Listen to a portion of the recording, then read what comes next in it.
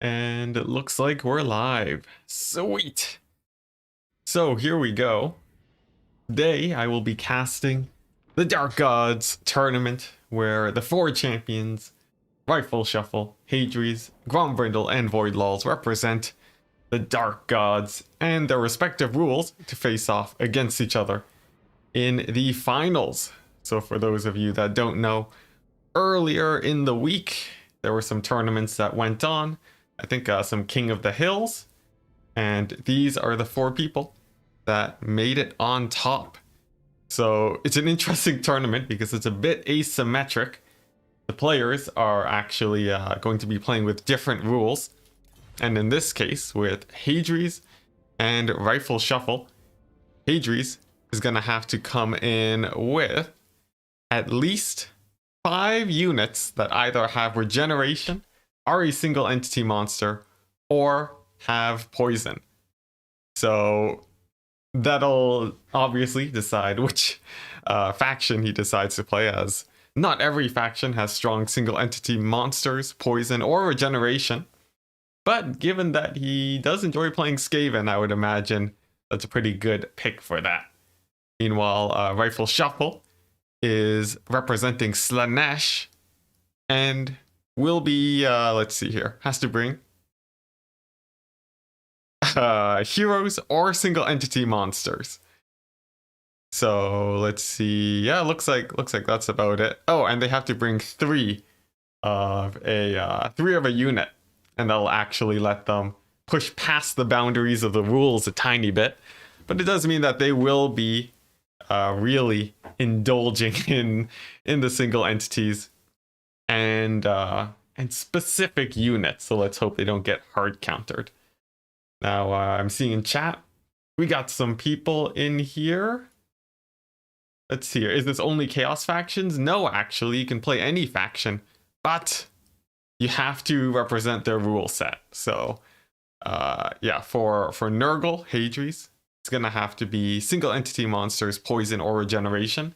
5 units that represent that, against Slaanesh, Rifle Shuffle, who has to bring at least 3 of the same unit in some sort of situation. If it's a single entity monster or a hero, it has to be 2 of the same.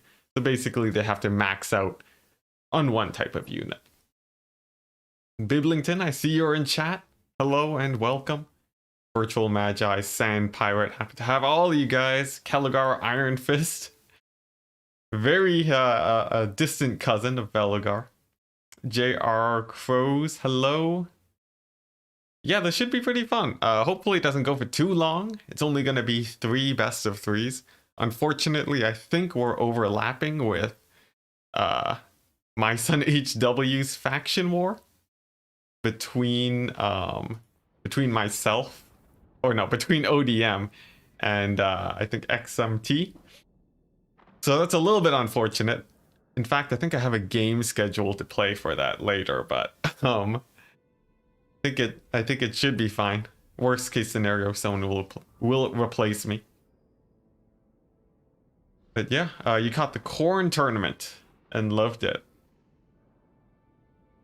Yeah, props to Human Boy, by the way, guys. I am not the organizer of this tournament. Human Boy, yes, has created the art that you see in front of you and set up the main poster on the video that will be going up, along with actually organizing the rest of the whole tournament setup. So yeah, I'm just here to cast some games, and that should be it. But it's a very fun concept. It'll break away from the current meta of greenskin madness and so on. Kite, 360-degree skirmishers, but we may still see that today, nonetheless. Sneaky chaos corrupting all the factions, indeed. Virtual Magi, none can escape the chaos influence, not even the proud lizard men. Or I guess, which faction is the most anti-chaos? I guess greenskins are pretty chaos resistant too, if I know my lore. And as we take a look at the chat, it looks like it is going to be Vampire Coast against the Lizard Men. So pretty good, pretty good. This matchup should be quite favored for the Vampire Coast. As you know, Lizardmen, very slow moving faction, and gun builds are very strong against that, as that will give Hadri's a lot of time to gun down as many lizards as he can before the melee engagement gets on. But with the recent nerfs to Vampire Coast gun lines, you could see Hadri's have a hard time, or perhaps the new gunnery white meta is going to carry him here, as they are very strong single entities. So I'm pretty excited to see how this particular matchup plays out. But hopefully we get a nice, close and contested game today.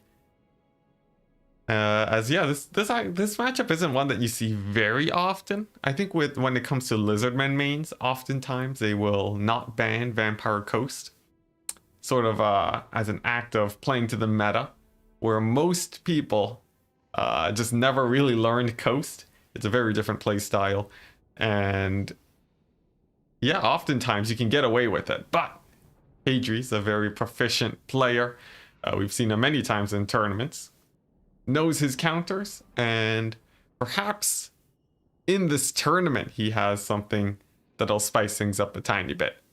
So for anyone tuning in right now, we know that Hadri's is representing Nurgle, so he needs poison, single entity monsters, or regeneration. Now when it comes to Vampire Coast, healing, pretty common on your heroes. So if he takes a Luther and a caster combo, he already has 2 forms of healing set and done. Alternatively, he can just go for 3 single entity monsters, but that might be harder than you would expect, as Vampire Coast, most of their mounts actually don't count as monsters. Interestingly enough, a lot of the smaller crab mounts are they're akin to horses. Armored, terrifying, extremely hard to kill horses. So cool. And we have Human Boy Yes just confirming that the armies are correct, after which you will be leaving the lobby so that we don't lag too long. And for Rifle Shuffle, they have to either max out 2 on a single entity monster. Oh, okay, no, never mind. Rifle Shuffle can actually bring 3 of the same monster with the rules of Slanesh. So perhaps with Lizardmen, he has something in the back pocket. Do you think Scab Scrath is OP? Or do you think it's fine? It depends on your definition of overpowered, David the White Lizard. I think in terms of how often it's picked, I think it is picked very often. I think a lot of the times Gunnery Whites would go for Scab Scrath. Now, do I think it's OP? I don't think Coast as a faction is OP, so I don't think it needs a nerf. But I wouldn't mind if it does. It's I think it does push out a few abilities. So what I would think is I would nerf Scab Scrath, but probably buff something else in the Coast roster. Otherwise, they might just fall out of the meta entirely. Or perhaps you can add a make it so it's not instant cast. But I think it's definitely very strong. It's in line with Fanatics on an unbreakable unit, I'd say.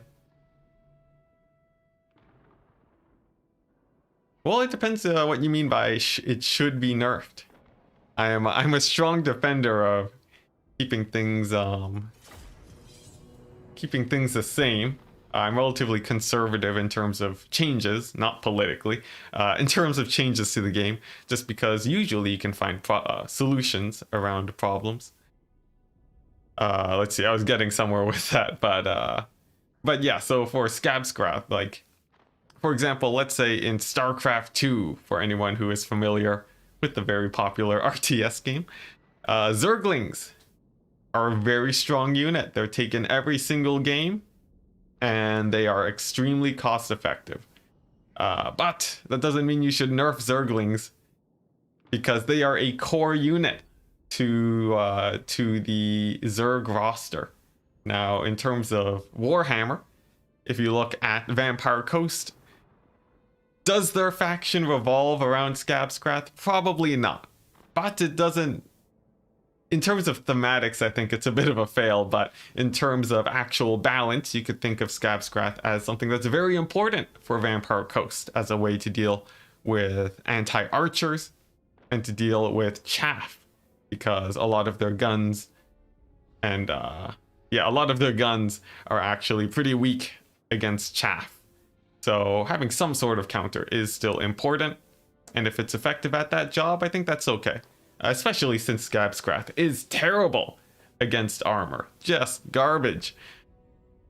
But that's a whole discussion to delve in another time. I see some other comments. You think cast time should be 3 seconds? Like Fiery Ring of Thori for Dowry. Really? I thought the Fiery Ring was only like 1 second. Well, the 2 factions that have it are nowhere near top tier, so it's probably not overpowered, says Deadly Bunnies. As a whole, as it's one of the few strong things on both of those factions. I feel like that's a very nice analysis. Yeah, although it would be cool to get a little bit more ability diversity. I think when it comes to... Sorry, just how do I remove this screen blocker? Oh, I need to put in the scores too. Oh man, I'm so unprepared. 1 second, guys. Here we go. There we go. And the screen blocker. Is it this? No. There we go. You can see the screen now. So, where was I? I completely forget now. But here we go. As we load into the game, let's take a look at some armies. Spectator cannot look at both armies. Yeah, it's a bit strange, but here we go. For the forces of Hadries, we are seeing a Carronade, 2 mortars, a unit of depth guard pole arms. Now remember, this is a Nurgle army, so it is focused on regeneration, single entities, and poison. And when it comes to depth guard, they do have the hunger, which will fill in for all the regeneration that Hadries needs. Now, a very interesting build, actually, going for 4 units of depth guard to defend the artillery. And as per usual, many units of zombies too. Noctilus on foot, coming in with the usual kit. You will see this exact kit in 99% of Vampire Coast games with Noctilus. Just zombie summons, healing, summons, and a damage ability, all packed in one neat package. Now for Rifle Shuffle, it is going to be a Lizardmen army representing Slaanesh. And this one is going to have 3 of a unit type, I think, for single entities. Oh my goodness. And for heroes, it caps at 2. Now for what Hadrius has brought, he's actually gone for 2 skink, or Rifle Shuffle.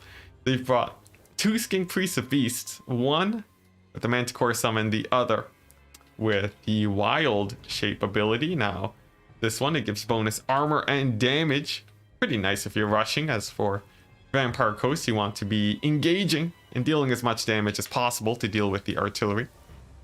For their ranged 4, we are seeing 3 salamander hunting packs, one of them being the Arawar variant, along with, count them, 3 chameleon skinks.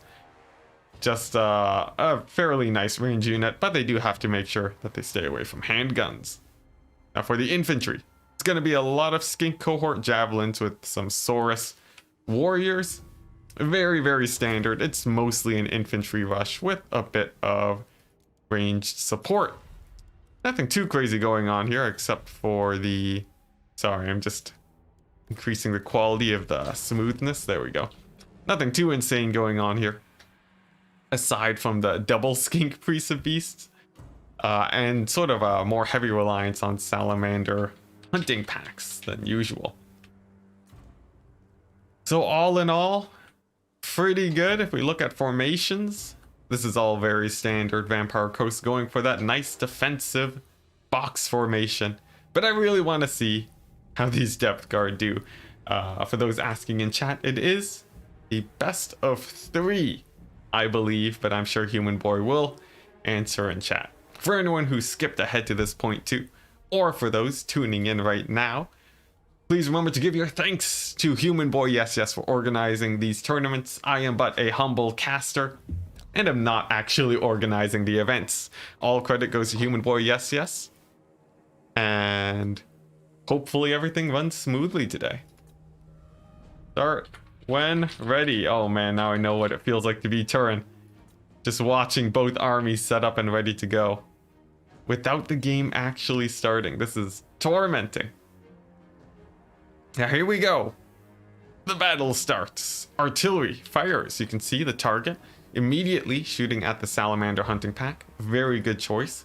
With a low model count and fairly high cost, that is a very nice target. And Void Lol's in chat, actually a participant in this tournament. Hello and welcome. Mortars firing away. Actually, one of them missing, while the other does manage to connect with some skinks. Some pretty decent damage so far. But at the moment, we'll have to see if this artillery actually pays for itself. With how tight this formation is, we can expect the artillery to take some hits from these range units here. Chameleon skinks are indeed moving up, and it looks like some shots might even be coming in towards the carronade. No! Fires at some zombies instead.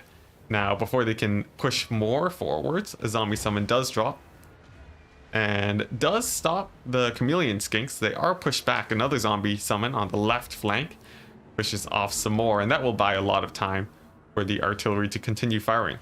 But they have not really paid for themselves yet, taking out one unit of skink cohort and a bit of damage on the salamander hunting pack. It's nice, but it's only a few hundred gold worth of damage, and we'll see if they can get more over the course of the game. Now, the zombie summons will be helping a lot, but a nice flank from the Umbral Tide, actually going to be firing directly into the mortars over here, getting in some nice damage, but all the mortars still live. Now, can the Salamander hunting pack get pushed away before the mortars get shut down? It looks like that's a big no, as one of the mortars gets demolished. The Depth Guard pushing aggressively towards the Umbral Tide. They do manage to push them back, but it's a little bit of a sticky situation for the Vampire Coast. With so much money invested in the Depth Guard, they're just gonna get singled out a little bit, pushing forwards, but maybe not. Going pretty aggressively, no fear in their heart. Just, yeah, perhaps they'll be able to survive for a long time. We'll keep a close eye on them. But now a Manticore summon drops. There's nothing really here to stop it from landing where it wants.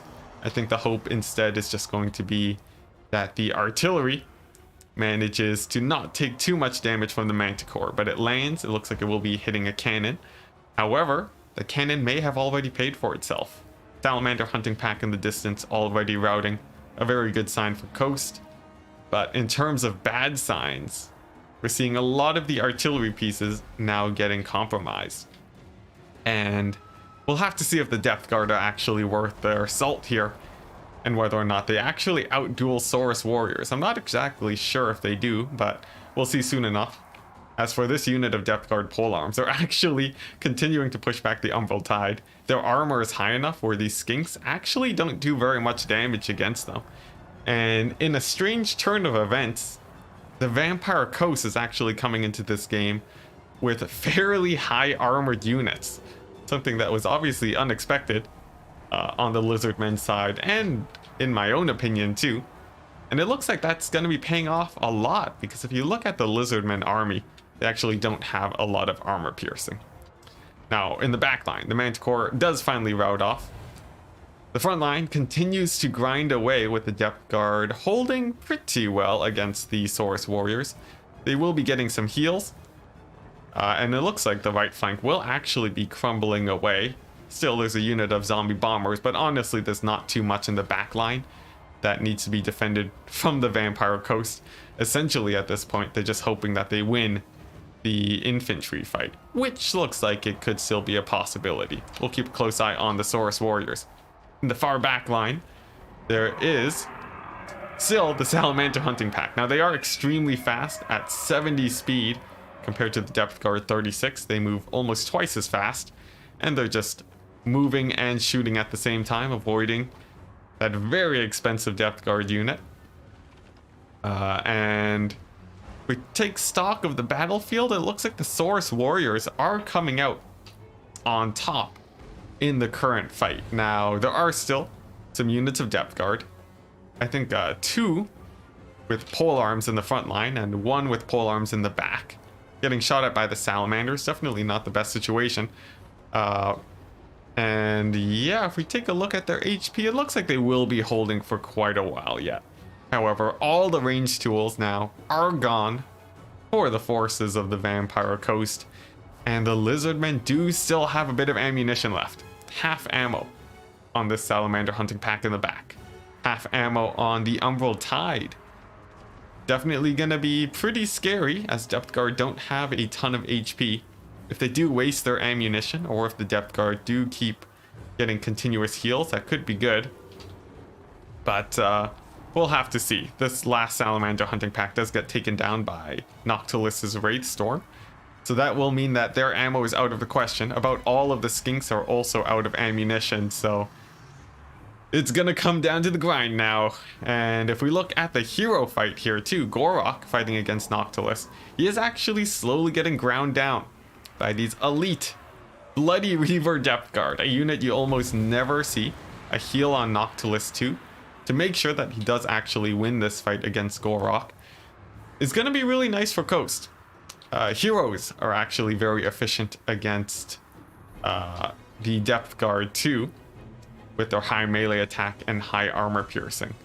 And here we go. 1 unit of Depth Guard on the left flank, crumbling away. Despite their strength, they still lose to Saurus warriors, just because of in terms of numbers, the Saurus have a lot of HP, and they will generally win out cost efficiently in a grind. As for these Depth Guard, over here, 20 models left while the Salamanders fire away. They're taking a lot of damage, and it looks like that's gonna be it. They will be falling to just a couple of Chameleon Skinks, but they have used up the rest of the ammunition on those Salamanders, which means that it just comes down to this last unit of Depth Guard.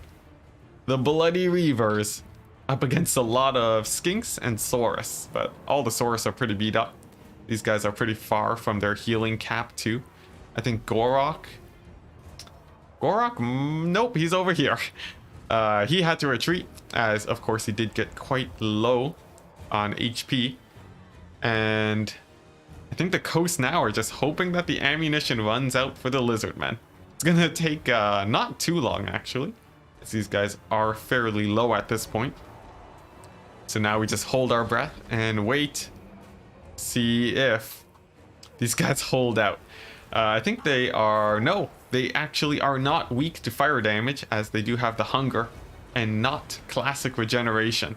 So that'll keep them alive for just a bit longer. As the last few shots of this Salamander hunting pack ring out, it looks like about 30 more missiles before they'll be out. And seems like the Vampire Coast might be able to win this one, but it's obviously going to be very close. A fresh line of Saurus warriors come in, and they're going to be grinding up against this unit. And despite the ammunition being pretty low, it seems like the shots from these Salamanders are just unending. And it really shows how the last scraps of your ammunition can really turn a fight in the late game.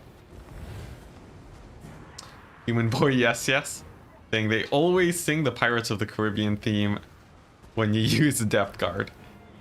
If only Depth Guard were good, but we'll see. Maybe this is it. The grand comeback for the Depth Guard. You know, they used to be OP when Vampire Coast launched, but they sort of stopped seeing use after a few nerfs. And now maybe Hadrius will be able to bring them back, but they are beginning to crumble now. That's actually pretty bad for Depth Guard, as they have very low HP, only 1,000 HP left completely surrounded, and it's just gonna be Noctilus, but their special ability, the 66% ward save, is procced. Slows down their damage enough where they are barely taking any damage now, but that might not matter. They're very close to the heal cap too, so even if they got an invocation of Nahek from Noctilus, that won't be enough, and there we go. They crumble away, and it's just your boy Noctilus left. And now the tides have turned. He's the one being surrounded, getting beat on by Gorok. His heal cap has been hit. It looks like this Grand Depth Guard build gonna be falling to the might of the Salamander hunting packs. We'll check their value in the post-game screen to see how well they did, because a lot of the game they were just shooting at Depth Guard, which is a very, very nice price to be shooting at. I think Hadri's build actually was pretty nice, and if it wasn't for the Salamanders, he could have done a lot better. Now, if you take a quick look at the value of the Depth Guard, the Bloody Reavers actually did very nearly pay for themselves in full, while two of them did fairly well too. The polearm's only 300 gold off, and when you're routing Lizardmen units, that's actually pretty worth it. So not too bad there. As for the Salamanders, they definitely paid for themselves, as they were shooting the Depth Guard, of course. And for the artillery that had to be defended, they actually did pretty good. All showing that the game, yeah, this does actually quite well reflect how the battle went. In fact, if you look at anything, Noctilus wasn't really pulling his weight. Perhaps we need to buff Noctilus. But honestly, just the Lizardmen forces being a little bit more cost effective. And of course, the dreaded Chameleon Skinks ×3 coming in with more value than just about everything else in the battle. Doing quite well for themselves at an extremely low price. Definitely very good for the Lizardmen. Oh wow, and look at the Saurus Warriors too. Lizardmen just being much more cost effective there. All right, now I need to, there we go, bring up the blocker. That's game number 1. Rifle shuffle. Pulling in the first victory of the day. Let's see if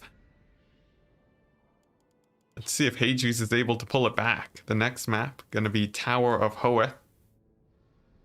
A very flat map with a forest to help flank on the side. Let's see how that gets used.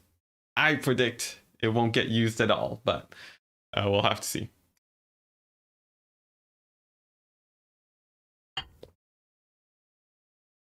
Well, Eli, Hadri's did have guns, if you consider cannons guns, but not very many at all. That's for sure. Yeah, if it wasn't for those meddling salamanders and their pet chameleon skinks, I think so. I think Hadri's does win all of our respect, bringing a Depth Guard army and actually getting it quite close against Lizardmen. It's very exciting. Yeah, he had to bring 5 regeneration single entity monsters or poison. Instead of opting for the single entity monster route, he went more for the Depth Guard in terms of healing. I feel like Moringul's probably could have been a more cost-effective solution, but I could be wrong there. The Depth Guard did do very good. Human Boy, you say Coast has limited options, but let's see, we got Terrorgeists, amazing option, Noctilus or Luther, Vampire Fleet Admiral, Caster, Moringul's, many different options for sure. What do I think of Warhammer 3 so far? Well, given that the game will presumably have 7 factions, only seeing 2 factions is a little bit disappointing. I want more content, but I think it's really hyped so far. There's some minor issues like the war wagons and the ice. It's like, oh, you know, the thematics aren't perfect, but I think it's still pretty sick. And I think Kislev is shaping up to be a very fun faction. high leadership, lots of range tools. Seems like something I'm going to want to play. Now, as the game progresses, looks like Hadri's going for Wood Elves now, banning Chaos and Bretonia. Now, no units on the Wood Elf roster have regeneration. They do have, let's see, there's no regeneration there. They do have a few single entity monsters. And they should have, poison. There we go. So Hadri's gonna come in with a faction that's very easy to fill out on the poison front, the Wood Elves. And that's likely how he's gonna go for his army. Rifle Shuffle going for the dwarf pick. Actually working out pretty well because most poison damage from the Wood Elf side is magical, which does mean that the dwarves will be resisting that much more effectively.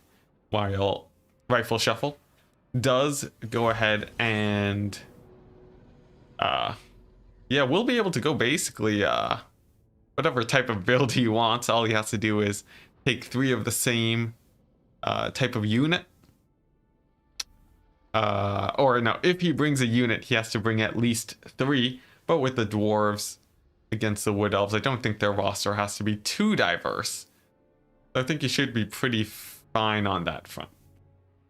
But we will be seeing things come in groups of 3 for Rifle Shuffle, so that'll be pretty exciting. I suppose the only regen for Wood Elves would be the Sisters HP. Oh yes, the Sisters of Twilight. Yes, they do have healing there. Now Hadri's didn't know he would be going up against dwarves, as that was a counter pick. So he might have been planning to bring the Sisters, but you definitely don't want them against the Dowie. Or you can take them, but you have to be very conservative on your ammunition. That's true. Orion, very good option. He did get nerfed, but to a less threatening point. Orion is still pretty scary. And I think the Wood Elves here have a lot of options. Indeed, Cloak of Isha. Venge asking Rifle to bring flame cannons. So given the state of the rules, Rifle Shuffle will have to bring 3 flame cannons to be tournament legal. And that's pretty excessive. But then again, it is Slaanesh, and that is what we are honoring in this battle. But man, that would be a lot of money. Essentially, you will lose immediately if you get rushed. Not a perfect situation, but sometimes you want to take the risk. We'll see. Biblington also wants to see 3 flame cannons. Okay. I'm getting flashbacks to you guys recommending units. Loaded corpses and Dreadsaurians. Chat knows what they like. I think... yeah, flame cannons would be pretty good. I think that's pretty spicy, for sure. Glorious. The thing about flame cannons, for anyone who hasn't seen them before, as they are actually a pretty rare unit. Yeah, they have an insane fire rate. Between the 3 cannons, they are one of the fastest shooting units in the game. Bested only by, Skaven units like rattling guns and slingers. But in terms of artillery, they reload so quickly. And if you're not careful, you will lose elite infantry like no tomorrow to flame cannons. Just make sure they don't get sniped, as they have very little range. Hey, most of those bloated corpses paid for themselves. In some games, you only remember the heroes, sadly.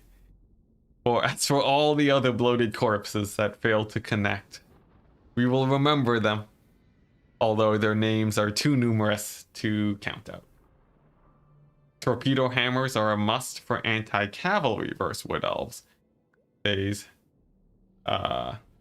one commenter. I think so. Trollhammers seem pretty overkill when it comes to that. As the let's see here. Oh, looks like Human Boy pointing out some rules and such. But yeah, Trollhammers, they in general, they're more there for armor piercing. I think more so you would rather have like slayers for your anti-cavalry against wood elves. In fact, with the new charge bug, slayers on the charge against cavalry will just annihilate them like no one's business. So that could play out. 3 flame cannons, 5 slayers, and some blasting charges. These Venge. That seems like a pretty nice build. But yeah, we'll have to see. Now both players have readied up. Let's go ahead and dive right on into the game and see how this plays out. Here we go. Archers will blast them. Yeah, but when do wood elves bring archers? I've never seen it myself. Although, honestly, I've been rushed enough times by wood elves recently where, who knows, we might not see archers today. Although, I think one benefit that good old Rifle Shuffle has is that the wood elves do have to bring poison. So that almost guarantees that they will have archers. And maybe that's why a 3 flame cannon build would work. Because you don't expect the wood elves to rush with the current rule set. Now, let's quickly take a look. For chat's sake, Rifle Shuffle's build, it's gonna be a pretty classic build. Sadly, we do not see 3 flame cannons. And I think that will sadden all of us. But we will move on and take a look at the army. It's going to be a mix of dwarf warriors and longbeards. Perfect mix of metal. It's going to be nice combined arms as the longbeards. They do give a leadership aura. And that will help a lot with the front line, so that they hold long enough for these quarrelers and rangers to do their work. Some slayers to cover the back line. And lastly, a rune lord with, look at that, an anvil. Nope, not an anvil of doom. Although, oh man, if CA ever releases an anvil of doom, I will be so excited. But, or is it an anvil of doom? It's sort of just a mount. Anyways, you do see the locus of power. It's gonna be plus 15% magic resist army wide, which is very good because we would expect Hadri's to have poison magical damage. And if we do look at his army, we are seeing, let's see, 2 Waystalkers. They do not have poison, but for his archer core, many Hagbane tips, normal Glade Guard, Starfire shafts, the works really. And yeah, that's gonna be the core of it. Some Way Watchers on the side. Most of the army actually is armor piercing. And instead, it seems like Hadri's is leaning more into the single entity way of the Spellweaver and the Waystalkers. And then just 2 units of poison in the form of these 2 Hagbane tips right here. So it looks like that's legal. With actually, yeah, just a full-on archer build. It seems like Hadri's didn't actually have to commit too much to set up his full range build. And the main downside being is that doesn't have a lot of melee units, but a sneaky vanguard in the forest. The Lost Sylvan Knight. Kelgar, you're saying that's an anvil without doom. Oh, so close, so close. Hopefully we get there one day. But what do we see? Lost Sylvan Knights in the forest. Gonna be coming in as the main attack option for Hadri's. And that's a pretty nice pick. Now, this is a build that I have run, at least I've done something similar to this before. And the general idea is that you march forwards with your Glade Guard, and then you use your Way Watchers to snipe out the Quarrelers and Rangers from the flanks. Immediately, 2 arrows of Kurno slam into the Rune Lord. No damage at all. It's tis but a scratch, as the Rune Lord is actually fairly tanky. Does come with a little bit of missile resist and a lot of magic resist. However, over the course of the game, he could slowly get worn down, and that's very good in terms of ammunition usage. Soul Quench coming on and slams into the side of the Dwarf Warriors, but they are moving. And already we're seeing a little bit of an inefficient use of ammunition coming in from Hadri's. Not terrible. And in the early stages of the game, you do want to be focused more on damage than conservation, but we'll see how this continues as the game goes into the later stages. Now, The actual important part of this army, the Way Watchers, they reveal themselves and fire away into the backs of these shielded dwarf infantry. Very cost efficient. Single volley already getting their HP down. Second volley comes in and gets a lot less damage as the shields are now facing forwards. But the dwarves in a little bit of a tricky position. This is going to be a battle of attrition where it's all about the ranged and how you position them. A little bit of a Napoleon total war coming on in. The dwarves are forced to retreat as they are outnumbered in ranged. That means that their dwarf warriors will take a lot of damage as they try to scurry away. Poison attacks slowing them down so they can't effectively get away. But a nice dodge, wasting a bit of wood elf ammunition. Pretty good. And so far I'd say even though the wood elves are trading well in terms of HP, the ammunition is going to be a lot more important here. And right now the dwarves, they're trading okay. Finally getting a bit of damage off on the wood elves now. Warlers and bugmans firing in. But are they in an exposed position? They do not have a lot of range support, and now the Way Watchers are firing in onto them. They don't have a lot of armor either, and they are now forced to retreat. Now we'll see a big play. If a huge Way Watcher volley could come in and snipe them in the back, that would be brutal. Instead, Soul Quench comes in, hits the Quarrelers, but man, these Soul Quenches just not really connecting as well as Hadri's might want. Did the Rune Lord bring the missile resist item? No, just the magic resist item. Still not a terrible choice. It's pretty hard to give missile resist to such a wide spread out army. Now, as the battle continues, we are seeing along the far side of the battlefield, Quarrelers firing away. Very, very minimal damage on these guys, and they're just going to be kiting away from all this dwarf infantry. And as long as they don't get caught, that's going to be very nice for Hadri's. More shots coming in onto the dwarf warriors, taking quite a bit of damage, sacrificing their lives for the rest of the army to do well. And that does actually allow Rifle Shuffle to reform up their army and actually get a fairly nice firing line. But all of a sudden we are now seeing the Sylvan Knights. They're coming in. There's a bit of a debuff on them by the looks of it. What is this? Did they get... No, they got Loic's Blessing. They were actually stealthed and invisible as they came in, slamming into the Bugman's Rangers, hitting their front against their anti-large charge offense. And actually the Sylvan Knights now with the big slow coming in from the Rune Lord. Oh my goodness, taking massive amounts of damage. They do receive a heal, I believe, from the caster, but yeah, it's gonna be pretty rough for at least a few more seconds. That Apotheosis trying to heal them as much as possible, but look at that, the Sylvan Knights, absolute units able to tank these Slayers due to their physical resist, and they do actually manage to escape with only half HP damage. So despite a bit of a misplay, it's definitely not devastating, actually only accounting for 1,000 gold, and that can be healed up too.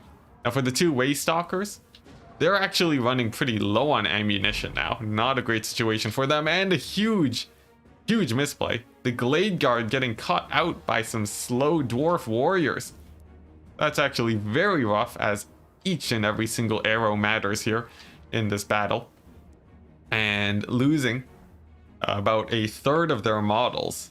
Definitely very painful. And now we're seeing the dwarves, they're pushing forwards with their ranged units, and the wood elves are going to have to retreat, pulling away. Now they do go into the forest. I don't think they can stand their ground, but the rules are going to come down to Human Boy. Yes, we'll just continue to watch and enjoy, trying to get some shots in onto these Longbeards. And it looks like man, that shielded infantry very difficult to take down. Dwarves are doing very good in this situation, as Hadri's is continuing to have to retreat here. And actually now, some Slayers, no, Dwarf Warriors in the forest, finally engaging onto some Glade Guard. Now, even though this is a fairly nice position, firing from the forest, this will get pretty bad pretty quickly for Hadri's, as Once the forest starts getting thicker, the wood elves just won't be able to fire the shots as effectively, and we're seeing that here. The Slayers charging in through the forest. Most of the missiles are actually slamming into trees, and these guys are barely taking any damage. They're a single unit of beat up Slayers are just really punishing the rest of all of these range units, and they will actually be diving onto these way stalkers. Even if they don't kill them, they will be wasting a lot of ammunition. That's definitely very good.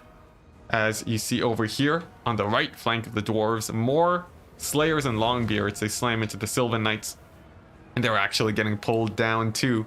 The Rune Lord gonna be slowly trudging through the forest, only at half HP, actually doing fairly good in terms of the battle as a whole. He's at half HP, and most of the targets that can kill him are out of ammunition. The two way stalkers having fired for basically the entire game. And now we're seeing the balance of powers in the favor of the dwarves. And I think this is going to be pretty rough for the Wood Elf side.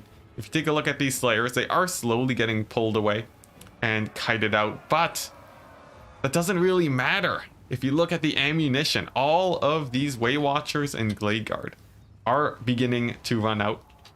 And they won't really be able to last into the late game. If you just look at the sheer number of dwarves, there are still quite a lot, including the regenerating Bugman's Rangers.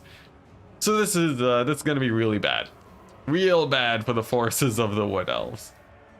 And rules discussions or not, it may not matter, as we are now seeing the dwarves. They have fully gone into the forest here.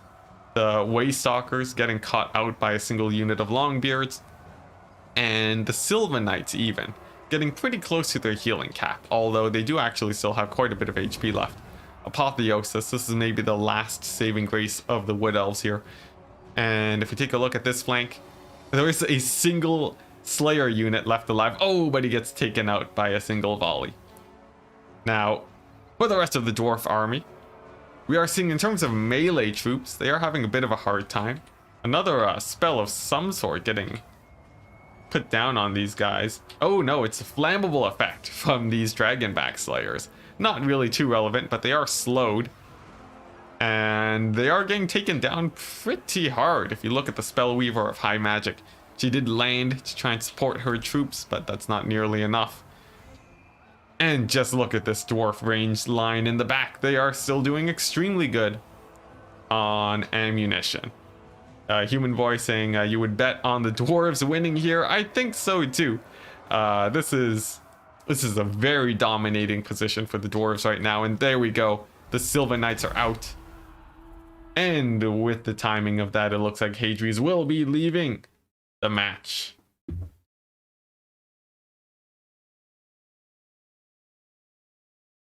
Absolutely brutal. Absolutely brutal. If we take a look at the values here, oh boy, range units meant to pay above and beyond for themselves, none of them getting their value except for this one unit of Glade Guard. These guys, they did their job, but everything else just not really doing too well. Getting pushed back, getting a few units caught out, and just the shielded dwarf infantry being a little bit too much to handle. Of course, Rifle Shuffle did have a little bit of an advantage build here, given that he didn't have any artillery to snipe, and that actually was pretty bad for the two-way stalkers. Of course, the Rune Lord too, with the magic resist doing quite well. All of those forces really helping out a ton, and of course, not to mention the Slayers, real winners here, taking down those Sylvan Knights. So all pretty good. And now time to move on to the next match. Between gonna be Grombrindle and Void Lols. Cool. So let's go ahead and set up that lobby and see who is the second person to make it into the finals. A Grombrindle, very well-renowned dwarf player, and Void Lols Gonna be likely playing some greenskins here, as they are a very proficient greenskin player. I think those are probably the two most hype factions that I would be excited to see from these players. But of course, they know many other factions too, so we'll see how that goes. I will go ahead and send invites now. That should take but a second.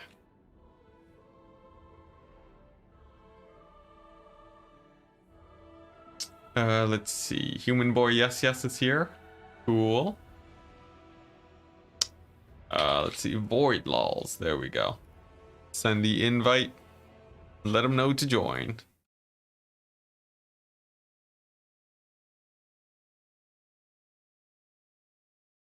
Sweet.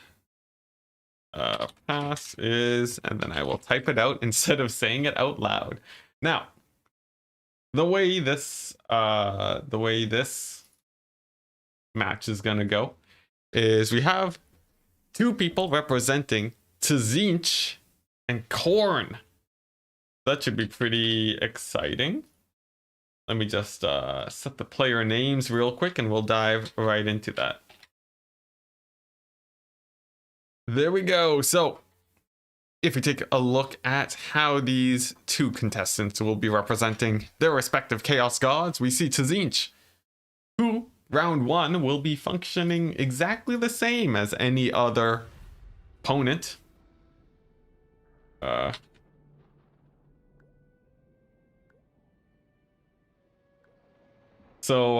so the way this works, Tzinch will function exactly the same as any other best of three. You have free choice over your units, but that is what he wants you to think, as in the next matches you have to play the faction that your opponent played last match.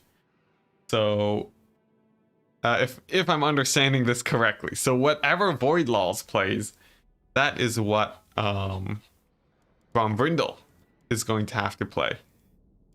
Sorry, I just have to set the map. And as for Korn, I would imagine it's probably something about melee units. Let's see. Korn's army is going to have to take at least 10 melee infantry. Basically maxing out on that front. Ammo 5 or under will make you count as melee.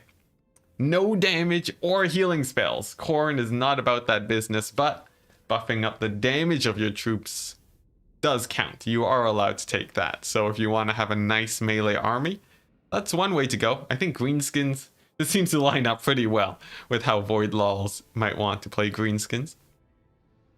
And items that deal damage or abilities not found in a Winds of Magic list are fine. Activated abilities, all open. But if a bound spell can be removed, then the unit's bound spell cannot be taken. So there we go. That is how the rules are set up. And we are already seeing a dwarf pick ban High Elves and Skaven. Void Laws hovering the Beastmen. We could be seeing the legendary Dwarf vs. Beastmen set up right now.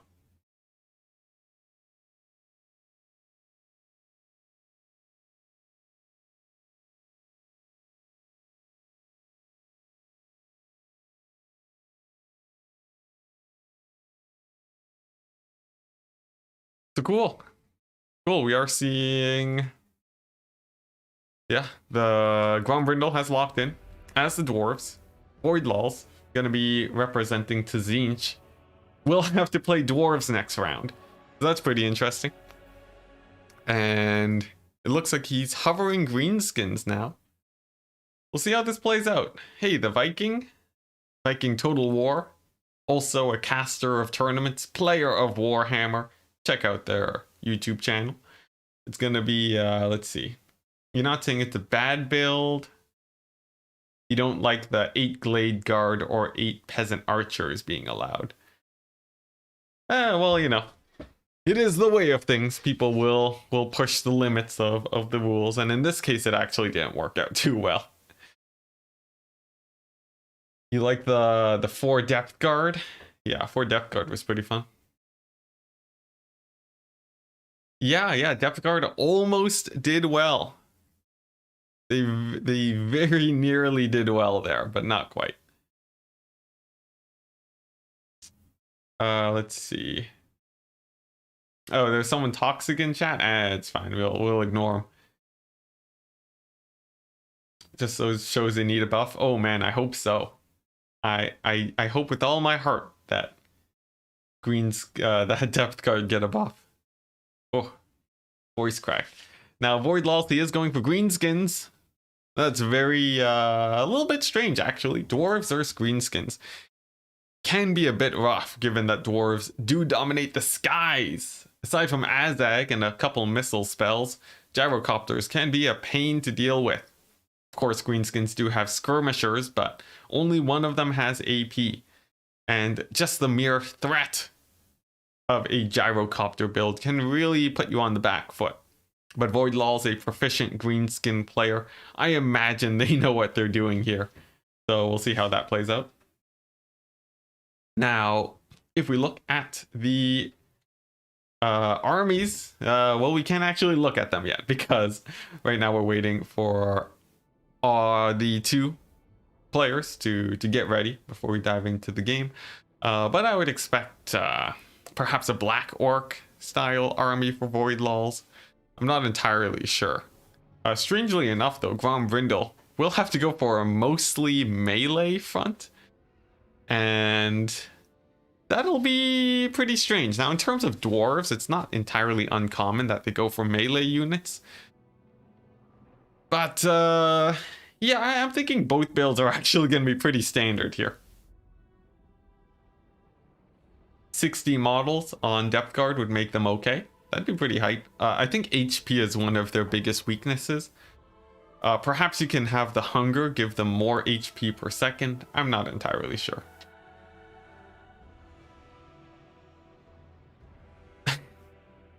I can refer to you, Viking, as his. Okay, sure. Will do. I default to they out of habit. Just because it doesn't matter if you are non-binary or whichever end of the spectrum, they I think will encompass most people. And now it's just sort of a habit at this point. 8 unit spam should be 5 top. I'm like way behind on chat right now. You're still waiting for flame cannons? Oh man. Let's see. Flame cannons against greenskins. How would that play out? Honestly, not terribly. The only problem is that greenskins do have a lot of cheap units, and they're actually not too hindered by flame cannons. They'll take a few hits, but they're not really too bothered. Even black orcs, if you take out an entire unit of black orcs with your flame cannons, there'll still be more black orcs. It's pretty hard to deal with. But yes, Khorne in this army. Khorne coming in as Grombrindle is gonna need to bring 10 melee troops. And well, in terms of spell restrictions, the dwarves, they actually don't have any spells, so that's not a problem. As for Void Laws, he's playing Tzeentch and actually has a lot of freedom with how he sets up his army. But his next game, he will have to play as the dwarves, so we'll see how that plays out. Interested to see how this game goes. Same here. This is a matchup that I used to see a lot back when I played as a Dowie. Back on good old quick battles, people would play a lot of greenskins. And I always had a problem with elite infantry. Then I moved on to Vampire Coast before I figured it out. So we'll see if Grombrindle has something to figure out this situation here, perhaps. There won't even be elite infantry for Void Laws, we'll have to see. Yeah, no real restrictions here on either side. Dwarves bringing 10 infantry, melee infantry, is not very hard for them. Especially since blasting charges do count. So here we go. Taking a look at the armies. What are we seeing? Oh man. Tons and tons of skirmishers. Classic for a greenskin build against dwarves. You don't want to die to gyrocopters. One of them, the mangy marauders, gonna be bringing in their armor piercing for gyrocopters, 2 spider riders, and that's very standard. You got the poison, the damage from wolves, and the AP. For their cavalry, a single unit of Durkit's squigs, very high damage. They have poison, ITP, not really important here, but their anti-infantry and armor piercing is so good against dwarves. 2 units of fanatics, why not take them against a very slow infantry? Just make sure they don't die to gyrocopters. Now, more importantly, the Lord Night Goblin War Boss with a single fanatic and Tormentor Sword, fermented fungi. That's a bit of an odd pick, but definitely seemingly a strong one. 2 Goblin Rock Lobbers. It's all looking pretty standard. Some Black Orcs, some Goblins, and a River Troll Hag. Now for Grombrindle, we are seeing Gob Lobbers, one of the best tools against Black Orcs. A thick front line, gonna be lots of blasting charges, some dwarf warriors, and Longbeards in the back for the charge defense against the Squig Hoppers. A single unit of warriors of Dragon Fire Pass, very corn, I like it. Troll Hammer torpedoes, and even some dwarf warrior great weapons. A single unit of Thunderers, 2 of them in fact. So we got some AP here, mostly infantry. But all in all, it's a fairly tight dwarf build. These range units have a lot of tools to defend them, and I would expect them to be firing for the majority of the game here, especially because these skirmishers will, well, they don't have a lot of armor piercing to actually shut them down. Indeed, blasting charges are very cost effective against goblins, and if they do land into the fanatics, they will trade quite well there. Now, one problem for the range units, they are getting hit by the rock lobbers, but it looks like the gob lobbers really showing them who's boss, may be routing them fairly quickly here. As for the rest of the dwarf army, they're sort of just standing, holding their ground, and just taking a few shots from the skirmishers. This is actually completely fine for them, as it does mean that the slayers will manage to live. Now, important note, we have seen 2 spirit leeches on the goblobbers. Grombrindle does lose a model to the spirit leeches. That's pretty rough, but given that it did take 2 spirit leeches and actually overcast, it's actually not too bad. 18 wins of magic for a single goblobber, not the worst trade in the world. Although Grombrindle could have dropped the artillery to save a piece, he did keep them on, whether as a mistake or perhaps as a means to just continue getting damage on these goblin rock lobbers. Look at that, huge damage, they nearly rout, and also another big play. Fanatics drop onto the Thunderers, but before they connect, the Thunderers did actually get some pretty nice damage onto this war boss. He's dodging like a madman, taking a few shots nonetheless. But escaping with about 2/3 of his HP, still doing pretty well. Another overcast Spirit Leech. There's not a lot of other places that the Greenskins want to use spells here, so Spirit Leeching overcast on the Grudge Thrower, it's not the worst decision in the world. And now there's only 1 left, but it has already routed off 2 Goblin Rock Lobbers, which means that it has indeed paid for itself. Yes, 16 wins, yes. Streamer math. It's a curse, guys. It's a curse. You'll do your math incorrectly on stream all the time. Now, we are seeing the Goblobber still alive. Dwarf army sort of parking itself. But what's this? Perhaps a misplay? Most definitely so. Thunderers getting overextended. Chasing a unit of Spider Riders too far. It looks like some fanatics might drop down on top of them.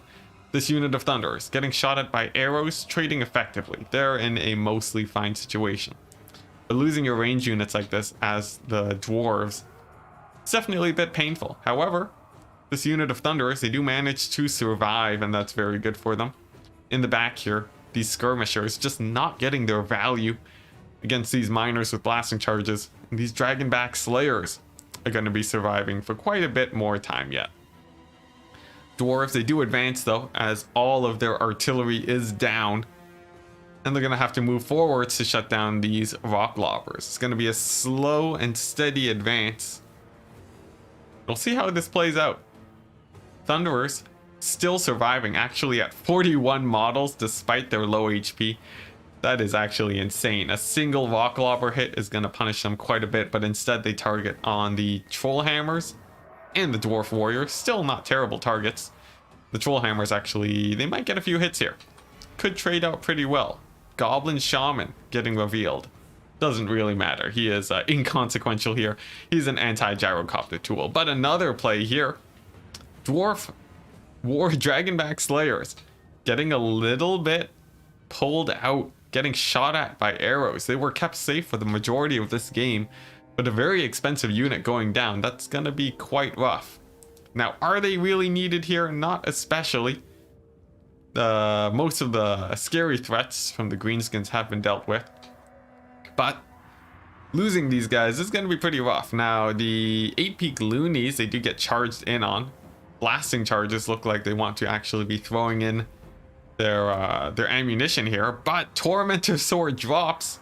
That's a pretty bad sign here. Fanatics, they get launched, slam into the Slayers, and look at that, they're already at 1/4 HP. Blasting charges do go off, but this is a pretty inefficient trade, I gotta say, and because of that, the Squig Hoppers now get to move in. There's very little defense here for the Dwarven formation. They actually got pulled apart a little bit, and I don't know if they have enough to deal with 2 full HP Black Orcs. If we jump back here, the 8-peak loonies, they will be dropping below their threshold to throw in more Fanatics. That's definitely a win for the Dwarves, and a few kills on these skirmishers too, not terrible. As for the frontline fight, Ungrim Iron Fist, the man himself, Slayer King, coming on in. Will he be able to kill 60 Black Orcs? Maybe not. That's going to be a bit of a hard fight. Over here, River Troll Hag engaging on the Thunderer shuts them down, and that buys some time for these Fanatics to come in. But will a blasting charge volley get off on them? Oh boy, yes it will. Oh my goodness, that's about all of their HP gone. And they are feeling it. They rout off the battlefield immediately.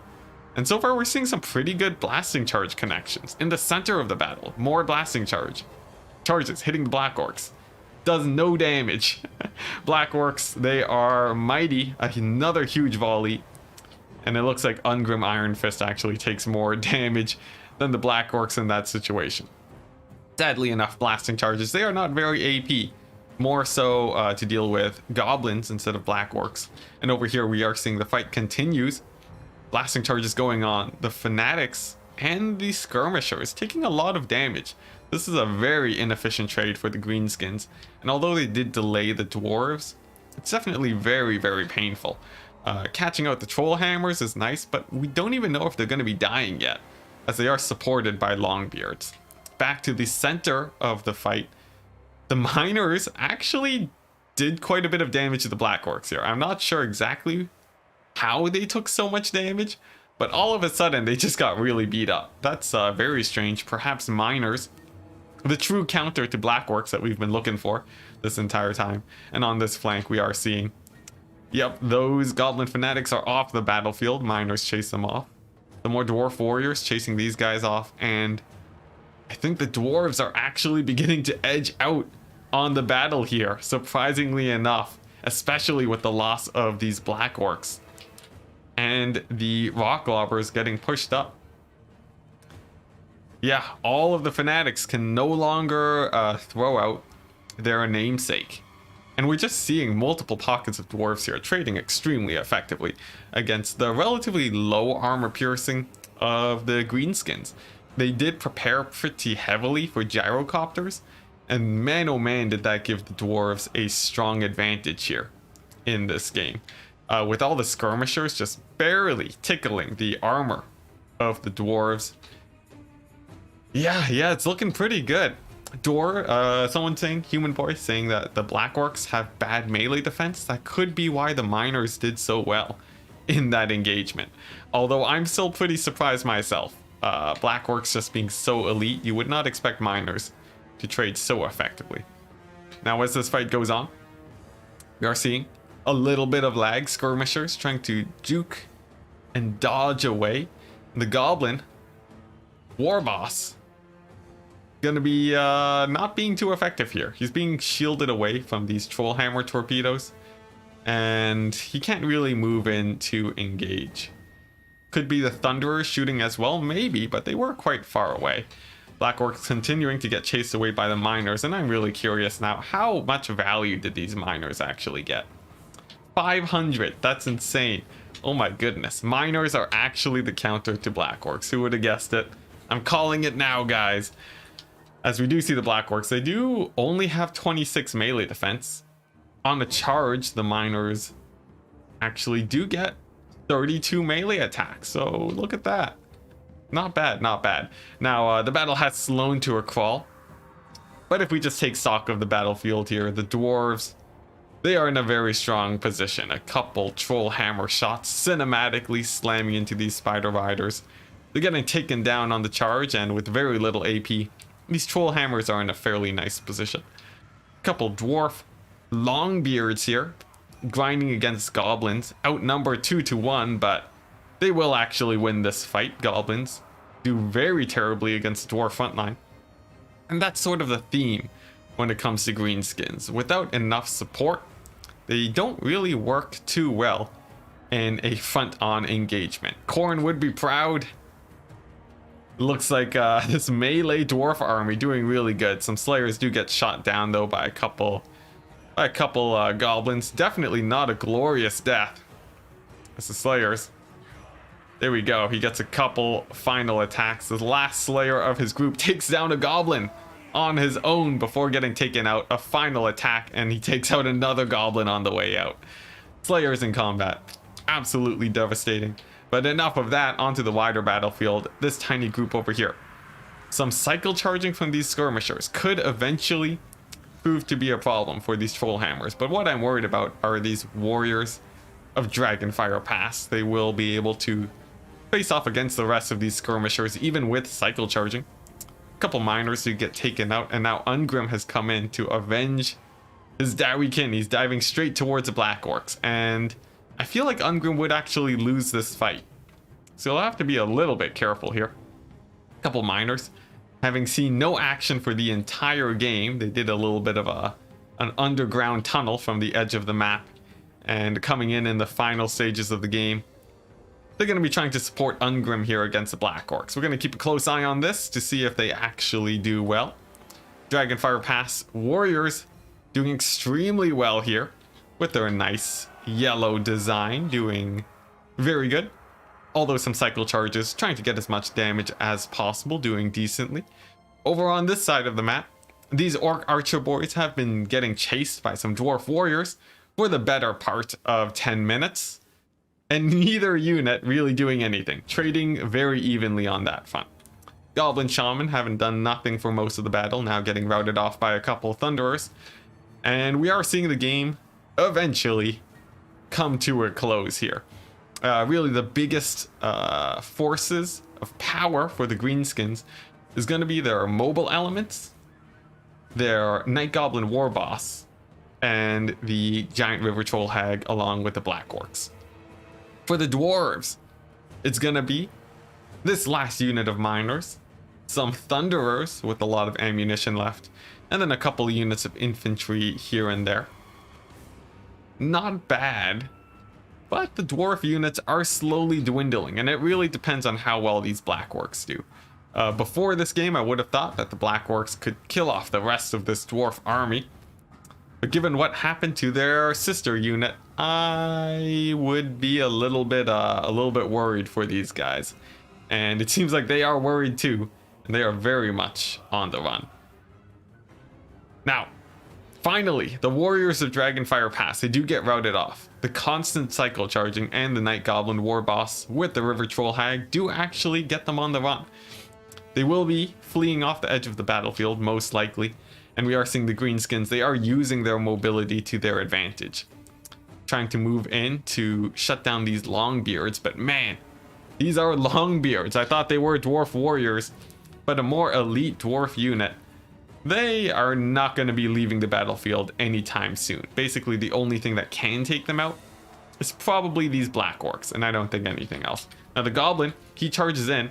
On the charge, he takes no hits from the Longbeards, but he does get fully surrounded. Pops a Tormentor Sword. Not really to torment the dwarves, but because he himself needs to evacuate, and he does. And that's a pretty nice win for the dwarves. But now the archers proving their worth, hitting into the side of the Longbeards, getting into pretty nice damage. Back on this side, Black Orcs continuing to run. We'll head back to them in a few minutes when they actually decide to get into combat. Now the Greenskins are representing Tzinch, so I think the constant running and mobility is actually in line with that. And the dwarves charging into melee, honestly, the best representation of the Chaos Gods I have ever seen. Now, a huge charge from the Forest Goblin Spider Riders, like a bucket of water on a brick wall. Just annihilated. They rout off immediately, and the Longbeards continue their grind, their bloodlust unending. Doing pretty well. They still won't be routing for a while. This Night Goblin War Boss pulls away simply to cycle charge, and the River Troll Hag, she has hit her heal cap. Classic Greenskins here. Black Orcs, yep, they're still running away. Back to here. We are seeing the heroes doing fairly well. The Night Goblin Shaman, despite all odds, stays on the battlefield. But man, oh man, what are the Greenskins gonna do against this little pocket of dwarves? Especially the single unit of Thunderers. Look at that, a single volley routing off the mangy Marauders. These guys are probably the biggest threat to the Greenskin army right now, despite the balance of power. Mostly to be ignored at this point, as it does fairly heavily favor heroes. It's gonna be, it's not really something to pay attention to. Instead, we'll be looking at the actual units here. And we are seeing these Longbeards. Man, oh man, do they do well in the grind, but they are slowly getting chiseled down. An ice pick to the brick wall. They have drained most of the ammunition on these archers, but their leadership is still at 50%, and they will still need a couple more cycle charges from this Night Goblin War Boss before they finally go down. However, I think Spirit Leech does drop, yep, taking out a few dwarf models as they continue their everlasting job chasing these archers. In the distance here, Goblin Rock Lobber crew finally sneaking back to where they once were, to the Rock Lobbers. Gonna be really nice if those pesky miners don't shut them down. And back on this side of the battlefield, we are seeing the same thing play out that we have been watching for a while. Archers running away from Longbeards, Black Orcs running away from miners. Something I would have never expected to say in my entire life. And they're not running away from the blasting charges. Black Orcs do well against blasting charges. But with Ungrim, I guess just the threat of these pickaxes is a little bit too scary. As for the Thunderers, they have actually pulled away here. Looks like Grombrindle is confident that the miners do not need Thunderer support. And I saw someone mention in chat, yes, that's right, the one Trollhammer torpedo. Basically a hero unit now. Gonna be coming in to try and annihilate the world by himself. He will actually do pretty nice damage against these heroes here. So we'll see how that goes. And finally, some action. The archers, they turn and fire on the Longbeards.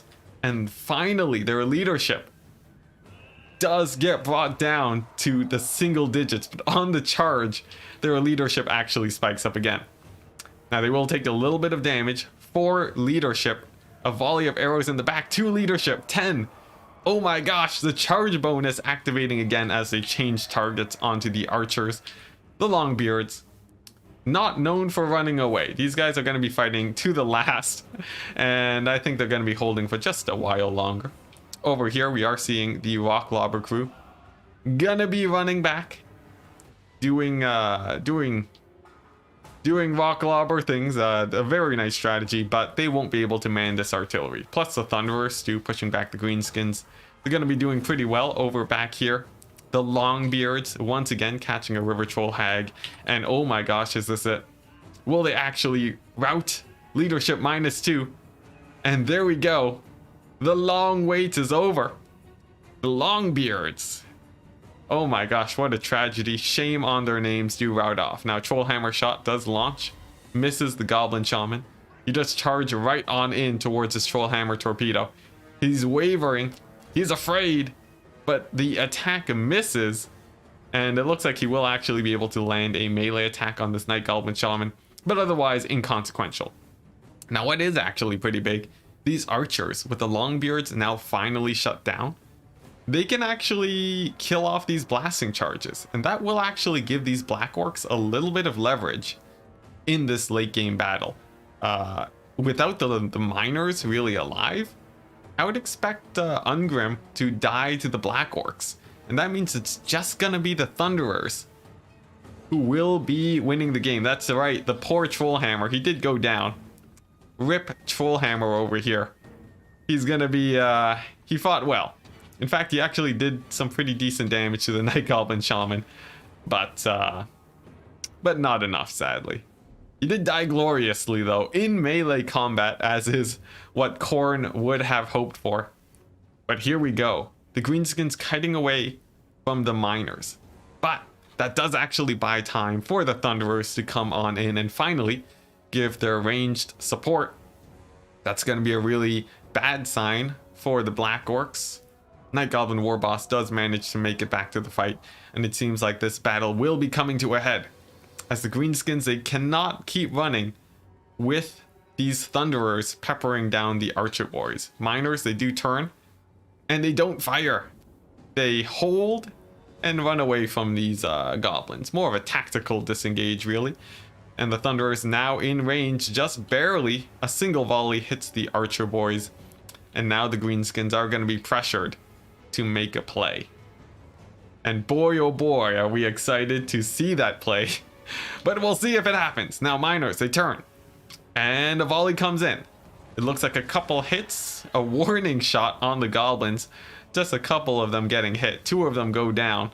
Actually, yeah, just 2 of them. The rest get up and they rejoin with the formation. We are heading into cinematic shots, by the way, because let's be honest, it's been 20 minutes of Greenskins running away from dwarves. But it's still pretty tense. I'm not entirely sure who's gonna win it. It really depends on how well these Black Orcs do. The Thunderers, they are running out of ammunition, but with 9 volleys left, I wouldn't expect them to run out in this battle, unless they decide to start shooting at some heroes. They're gonna be holding for just a while longer. Now the dwarves, they do disengage. They move away from the archers, which means that these guys will actually be able to get more damage in on the miners. That's not something that Grombrindle wants to be facing. And over here, let's see, rock lobbers are disengaging. But yeah, it really depends on how well these Thunderers do. Let's see, there's only 1 unit of mobility left. The Thunderers are pivoting.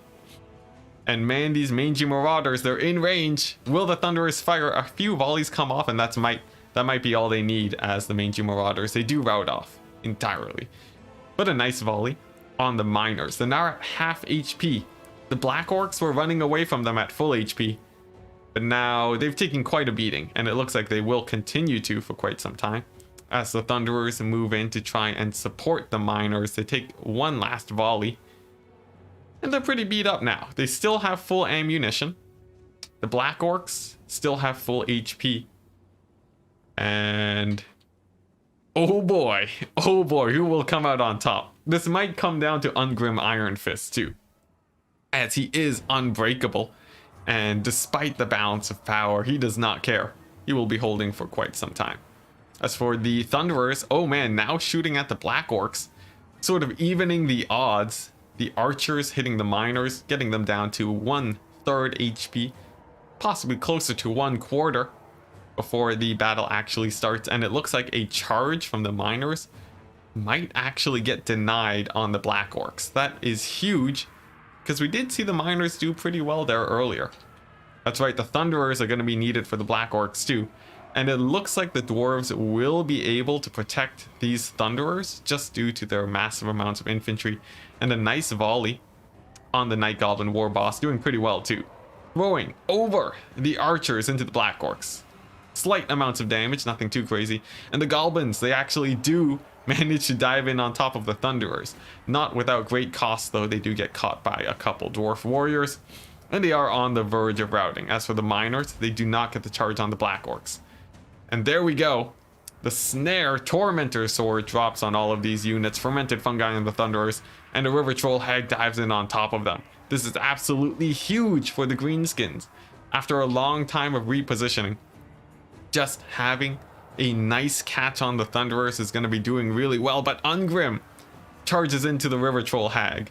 The rampage wears off on the thunderers, and the infantry now is starting to rout off. A good charge on the thunderers, but their leadership is high, and if they survive into the late game, we could see the black orcs actually get kited off. But oh no, the thunderers, their leadership is waning even more than the goblins, but a big hit from Ungrim does get the river troll hag running. Oh boy, how is this gonna play out? The thunderers continue to try and run away. The goblins, vicious, sensing blood in the water, they do not rout and they push forward to black orcs, force pathing through these poor dwarf warriors, and we're seeing the infantry starting to run dry for Crombrindle. However, the thunderers do hold the river troll hag in the back. Looks like she might get their leadership routing. Waning, I should say, better. They do have 13 leadership though, and they will be holding despite all odds. And there we go. Night Goblin War Boss charges in, but sort of a little bit of a misplay. His leadership actually breaks. He runs to the thunderers, not exactly a good idea, to a bunch of units with guns. They turn, they aim steadily, they fire, and the Night Goblin War Boss, he's at minus 31 leadership. He tries to hop away, and it looks like the range, will he be able to get to safety? This War Boss routing off would be huge. It would mean that the archers will rout off with the greenskins, but the thunderers instead, they turn and fire at the river troll hag. Perhaps suspecting that the Goblin War Boss will be out of the battle for the rest of the game. He is very low, and goblins and orcs, they generally tend to run away for quite some time, but man, is he taking a meandering path off of the battlefield. River troll hag getting low on leadership, and now the hero of the day, the Night Goblin Shaman. I said he was useless the entire game, but now providing leadership for the rest of the greenskin army. Will it be enough? I'm not entirely sure, as the balance of power is now in the favor of the dwarves because of Ungrim Iron Fist. However, the thunderers are gone. One of the last armor-piercing tools against the black orcs, and here we go. They do rout off. They will be chased off the battlefield most likely. And as for the river troll hag, she's still running. As for the Goblin War Boss, wow, did he leg it? He's in the distance, minus 15 leadership. It does not look like he'll be coming back. And we finally did it, guys. We reached the late game of the battle.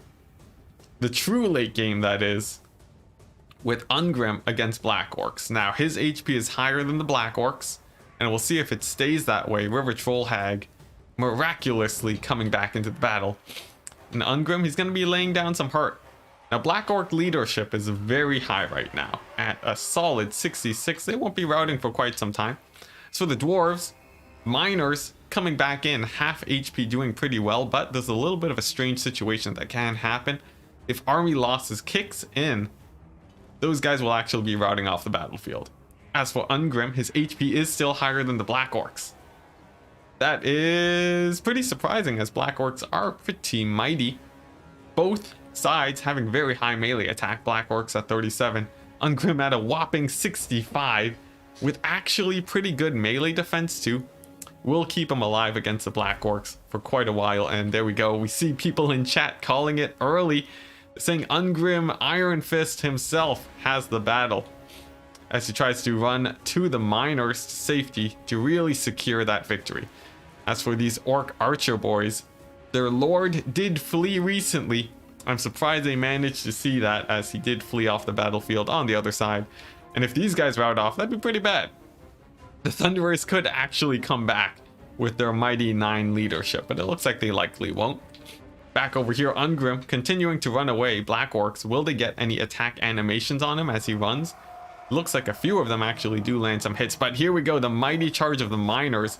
How much damage do these guys do? They charge in, and the Black Orc HP, it doesn't take that much damage, but the miners don't take that much damage themselves. And the Black Orcs, they are taking hits. Ungrim does dive right back into the battle. And we'll see how well these miners do as the battle actually drags out.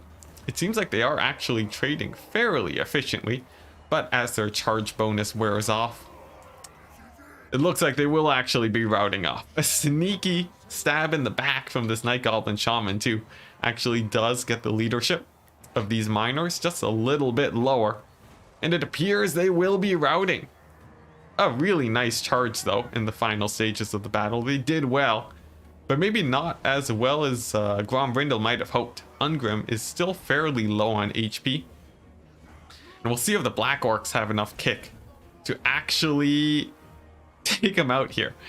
Nate saying Ungrim, second worst Slayer ever. Indeed, second only to Gotrek himself. He'll be trying to face a Mighty Doom, but perhaps the Slayer's Curse is going to be kicking in. Not an actual ability, but Ungrim Iron Fist. He looks for his doom, but seems to be failing to find it as he is chopping away at these Black Orcs. There are only 21 of them left, now 20. But man, his HP is getting really low. We'll see if he actually does go down here.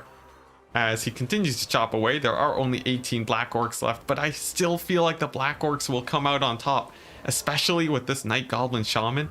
It's gonna be a nail biter, guys. It's gonna be real close. As now we are seeing the Black Orcs. Oh my gosh, -2 leadership.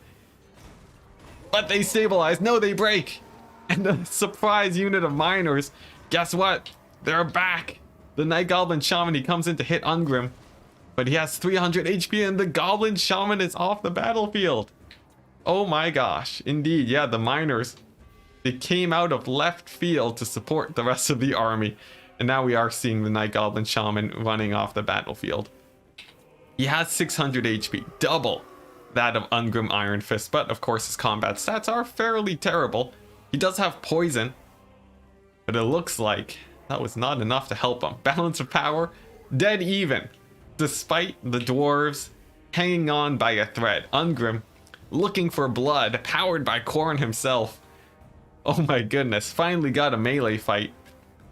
But man, he just cannot find his doom, can he? Charging in forwards, fighting off 20 Black Orcs almost by himself. And there we go, a Black Orc over here getting pickaxed by the miners.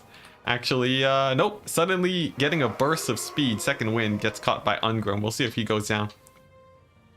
As here we go, the Goblin Shaman rallies. He does come back into the battlefield. Orc Archer Boys, the last forces of the Greenskins might actually be able to kill Ungrim Iron Fist. And that would be quite the twist of events here. Indeed, the half-hour mark does hit. And man, oh man, we are only in the first game of this best of 3, guys. Remember to stay hydrated. This cast brought to you by water. And Human Boy, yes.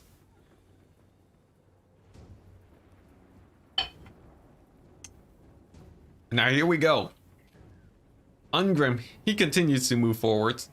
The Orc Archer Boys, their leadership has stabilized, but will they be able to continue fighting in combat? That is yet to be seen.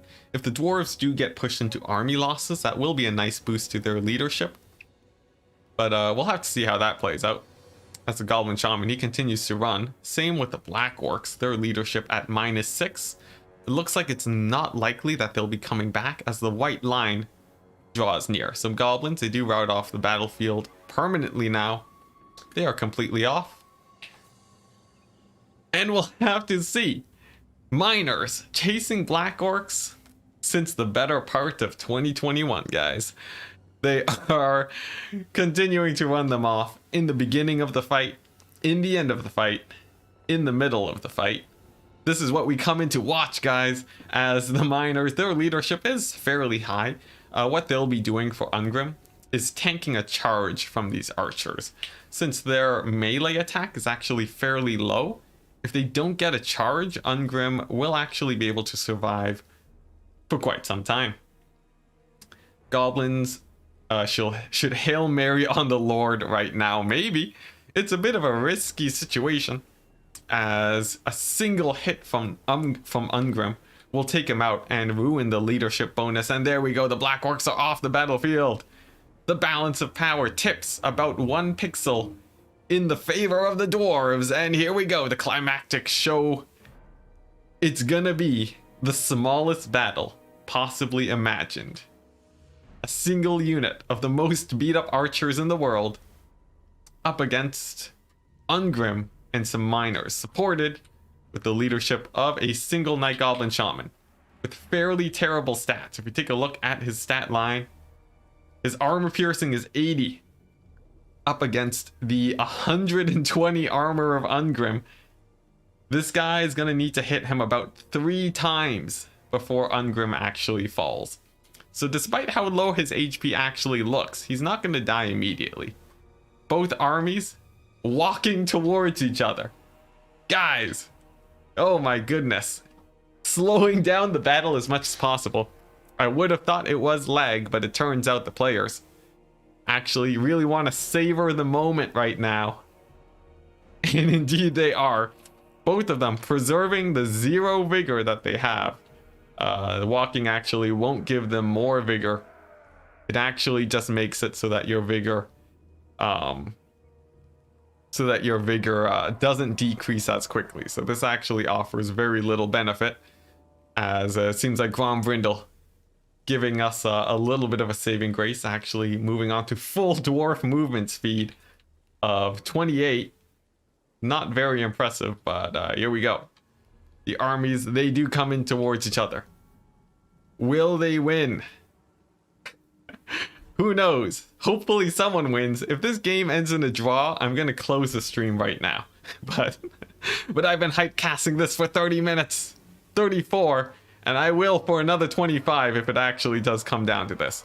Orc archers moving back to get into a better position against 2 units of dwarves. And now Ungrim chasing the Goblin Shaman. No, changes targets. Charges into the Orc Archer boys. They lose their charge bonus. Ungrim coming right on in. He's going to see if he can land some sweet hits onto these archers. Ooh, 3 guys in a single hit. But what? Nope, they're dead. Just kidding. And there we go, a second attack. Goblin Shaman in the back. Miners break. Ungrim goes for the Goblin Shaman. Oh, he gets the hit. Knocks him straight onto the ground. And actually, that does get him to rout. Ungrim Iron Fist, the Cursed Slayer, comes out on top with a whopping 300 HP. Finally ends the battle. Oh my goodness, Ungrim, you mad lad. Now let's take a look at his value. It actually wasn't even that impressive, despite all odds. Now let's roll back 30 minutes, guys. If you look at the Gob Lobber, it did not get that much value, but it did pay in shutting down these 2 Rock Lobber units here. It did actually get some value. This is 30 minutes ago. Oh my gosh. Bubba, that was the first, you are the first person to ever donate to me on YouTube. That is very exciting. Well worth the game. Now, thank you very much, by the way, Bubba. But saying, holy hell, what a game. Yes. 35 minutes of dwarves chasing orcs and goblins. For the skirmishers, some of them actually didn't pay for themselves, as they did get caught by thunderers. Trollhammers not doing too well. This is not exactly the army you want to be facing.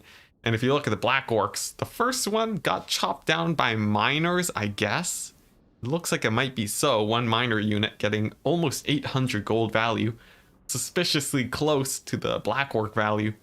While the other one lasting much, much, much longer.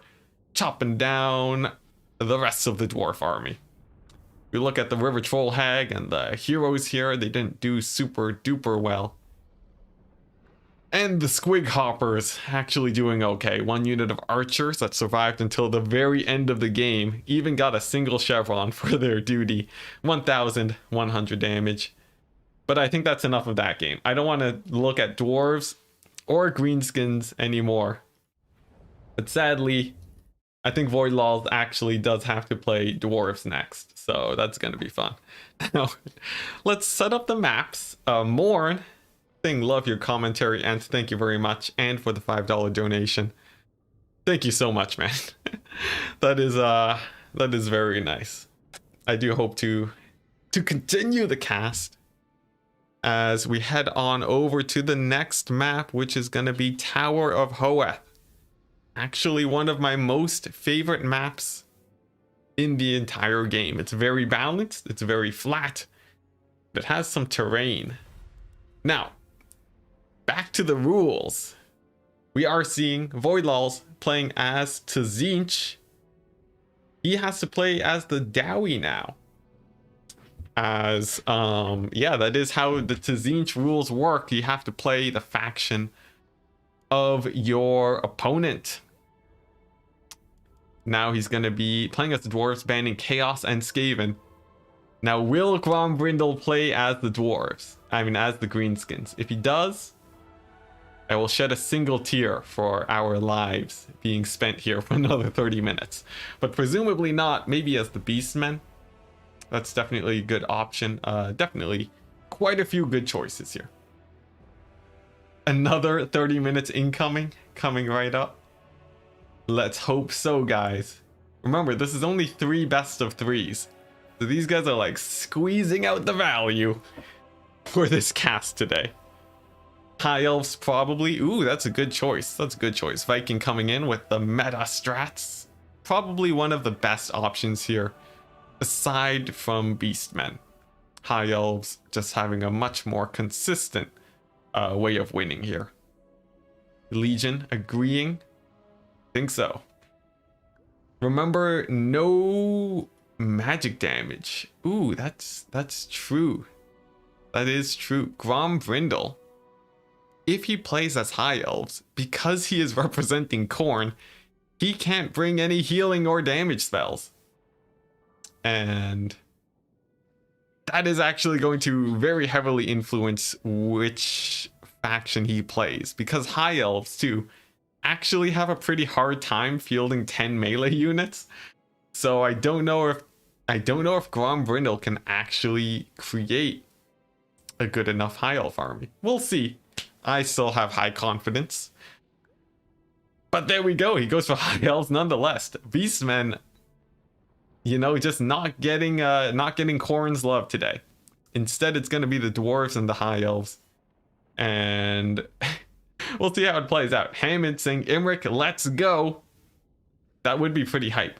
You know, Imric with the plus 24 melee attack Khorne, gonna be putting the High Elves in a pretty good position. It could be fine. He can still take buffs. Indeed. But I think healing is shut out. And healing is actually one of the biggest things for High Elves. Without healing, they can't patch up mistakes. They can't increase the effectiveness of their expensive troops. It's yeah, it's not a great position to be in, for sure. That is correct. Yeah, no healing spells. I just double checked. So we'll see. We'll see. There are High Elf builds that can work within the rule set of Khorne, but I think, you know, if you don't have healing, you might want to go more elite. So having 10 melee infantry, what? 5 White Lions, 3 Sword Masters of Hoeth. That could work out. Oh man, but I'm not sure. It's very predictable. Voidlals will see it coming, but I don't really take him for a dwarf player. So who knows? He might just screw this up. We'll see. We'll see. This is very exciting. Rubber Duck said healing was dumb, so we cut it. Okay, so you can heal apparently. Okay. But no Tempest. Ooh. So perhaps a gyrocopter style of play. There's definitely a lot of options here. So we'll see how it plays out. While I go ahead and grab some quick sustenance and some hydration. So I'm actually going to do that right now, because I need a quick break after that long game. Let's see here. Where is it? Where is my timer? We'll take a quick second, guys. Let's open up that countdown. Yep, indeed. Indeed, waiting. Oh, Yep, that is exactly what I'm looking for here. Does this work? Oh, thank goodness it works. I'll be back in a minute, guys, to dive into this game. Should be very exciting.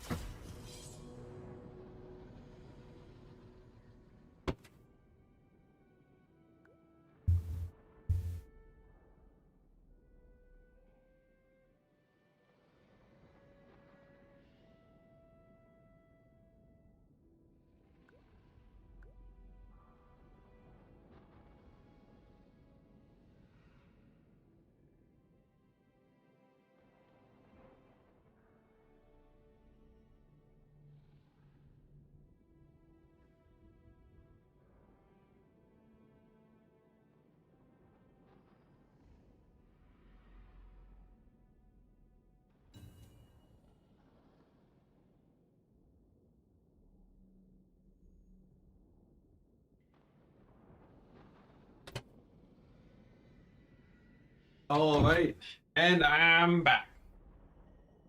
I'm back. Prince chair. All right, now taking a look at the players, we are seeing Grombrindle is ready with his high elf build. Voidlaw still constructing. So we'll see how it goes. Eating some Lucky Charms. Yes, I am actually an elf. That is the only sustenance I need.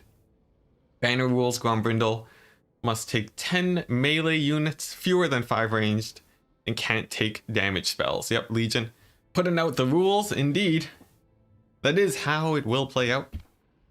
And that really narrows down the number of high elf builds that Grombrindle can actually field here, which means Voidlaws can more easily prepare some hard counters.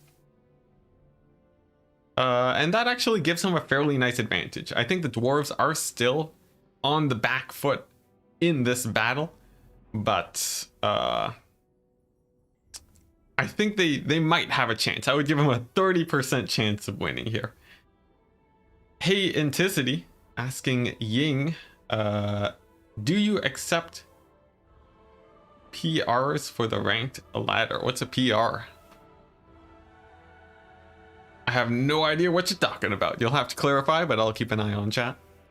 Now, on the dwarf side, I think some fine options here. Voidlaws could go for the mighty mass gyrocopter build. Or perhaps you could go for, heavy melee frontline. Hammerers are pretty good when they're not getting shot at by archers.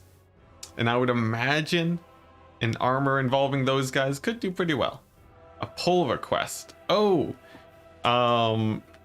yes, the pull request is manual though, so what you have to do, send an HTTP request to my Discord, and just send me a message, and I'll just give you an Excel file.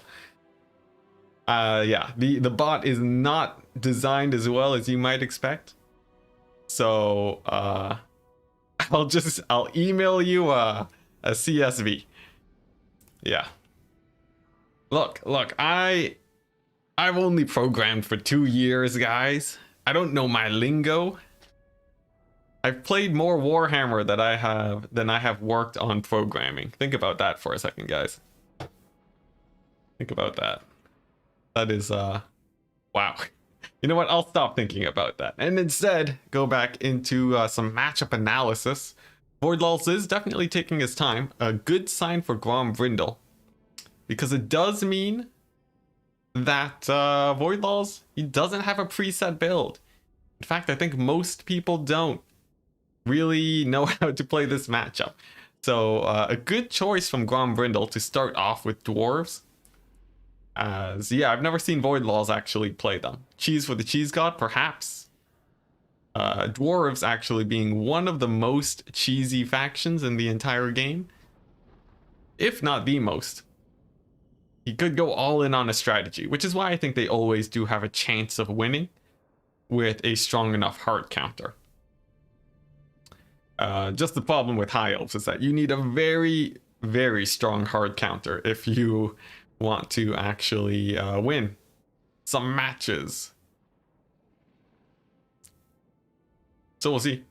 this army building phase. You know, I would say it's taking a while, but I think all of us here have experienced things taking a long time. So honestly, this is nothing. This is nothing. I get to sit around, chat with chat. What are Tzinch's rules? You have to play the faction your opponent last played. So in this case, it's Grombrindle played as the dwarves, and Voidlaws has to play as the dwarves now. Next game, he has to play as high elves. A little bit of an awkward situation, to be sure, even if Voidlaws does win this. And you know what? I feel like Grombrindle, if you went for Beastmen there, that actually would have been even better. But perhaps he suspects Voidlaws, knows how to play Beastmen more than High Elves. Voidlaws taking a second. Remember to stay hydrated, everyone.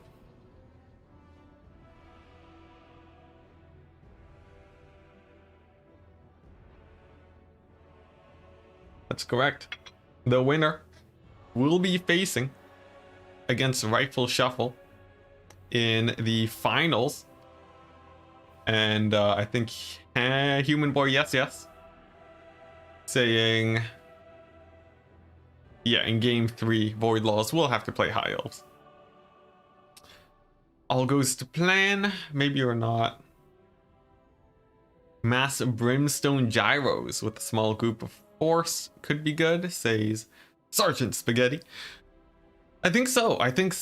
There's no Tempest.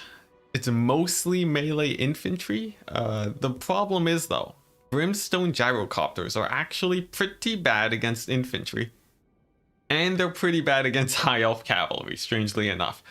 Dragon Princes, with their fire resist, actually negate all, or basically all, of Gyrocopter damage.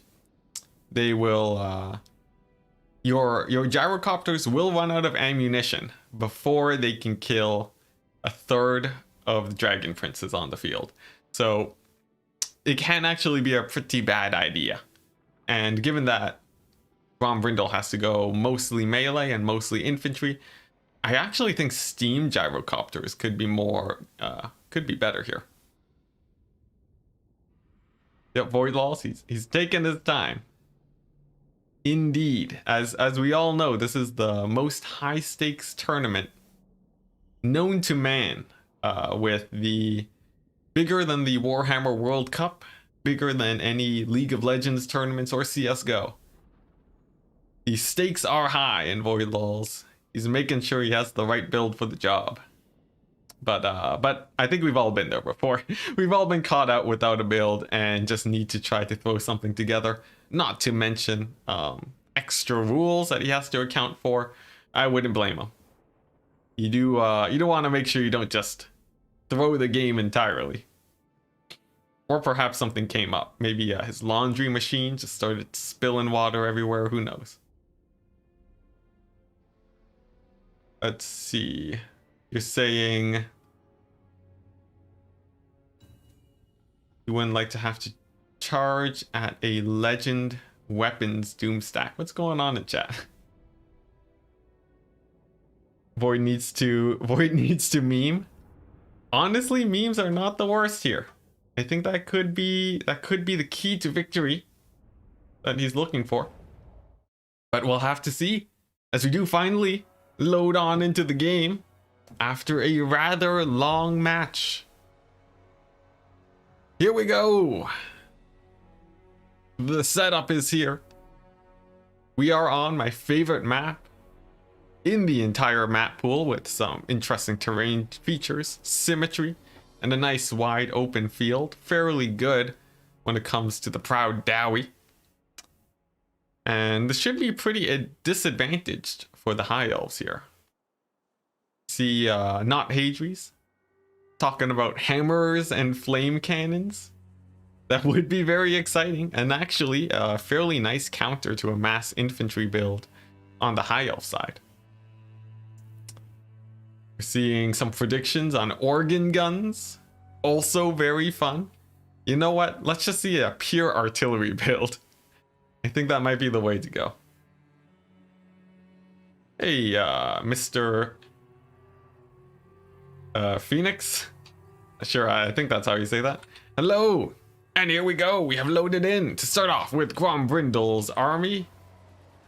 No, Voidlal's army. It is a gyrocopter build.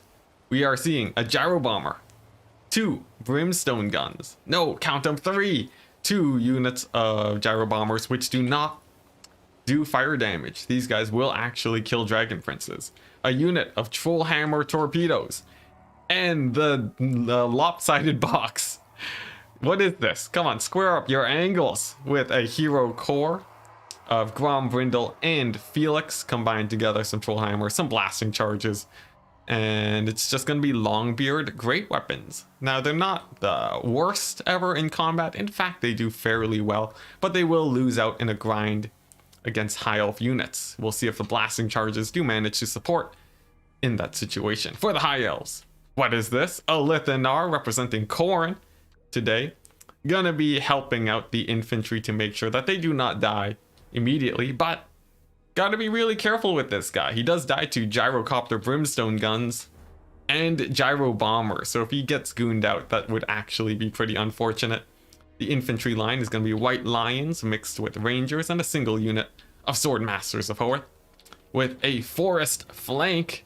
Oh, here we go, with a big forest flank of a lot of elite units. 2 Sword Masters of Horth and a single light white lion chariots of Trace. These are not white lions. They have or are they? No, they are lion chariots, right? Yes, I do not know my unit names. They are indeed lion chariots. Now, immediately as the game starts, we're gonna see a Lithanar get just shot into the ground. For anyone who has seen that Star Wars scene, it's gonna be that, essentially. Now, he does throw out a fake Lithanar, but which one is the real one? Actually, I'm not entirely sure, but I think this one's the real one, because I did not see him move. But the gyrocopters, they do move up. Oh no, this one's a real Lithanar. His shade actually did work. But anyways, he's gonna get pounded into the ground now.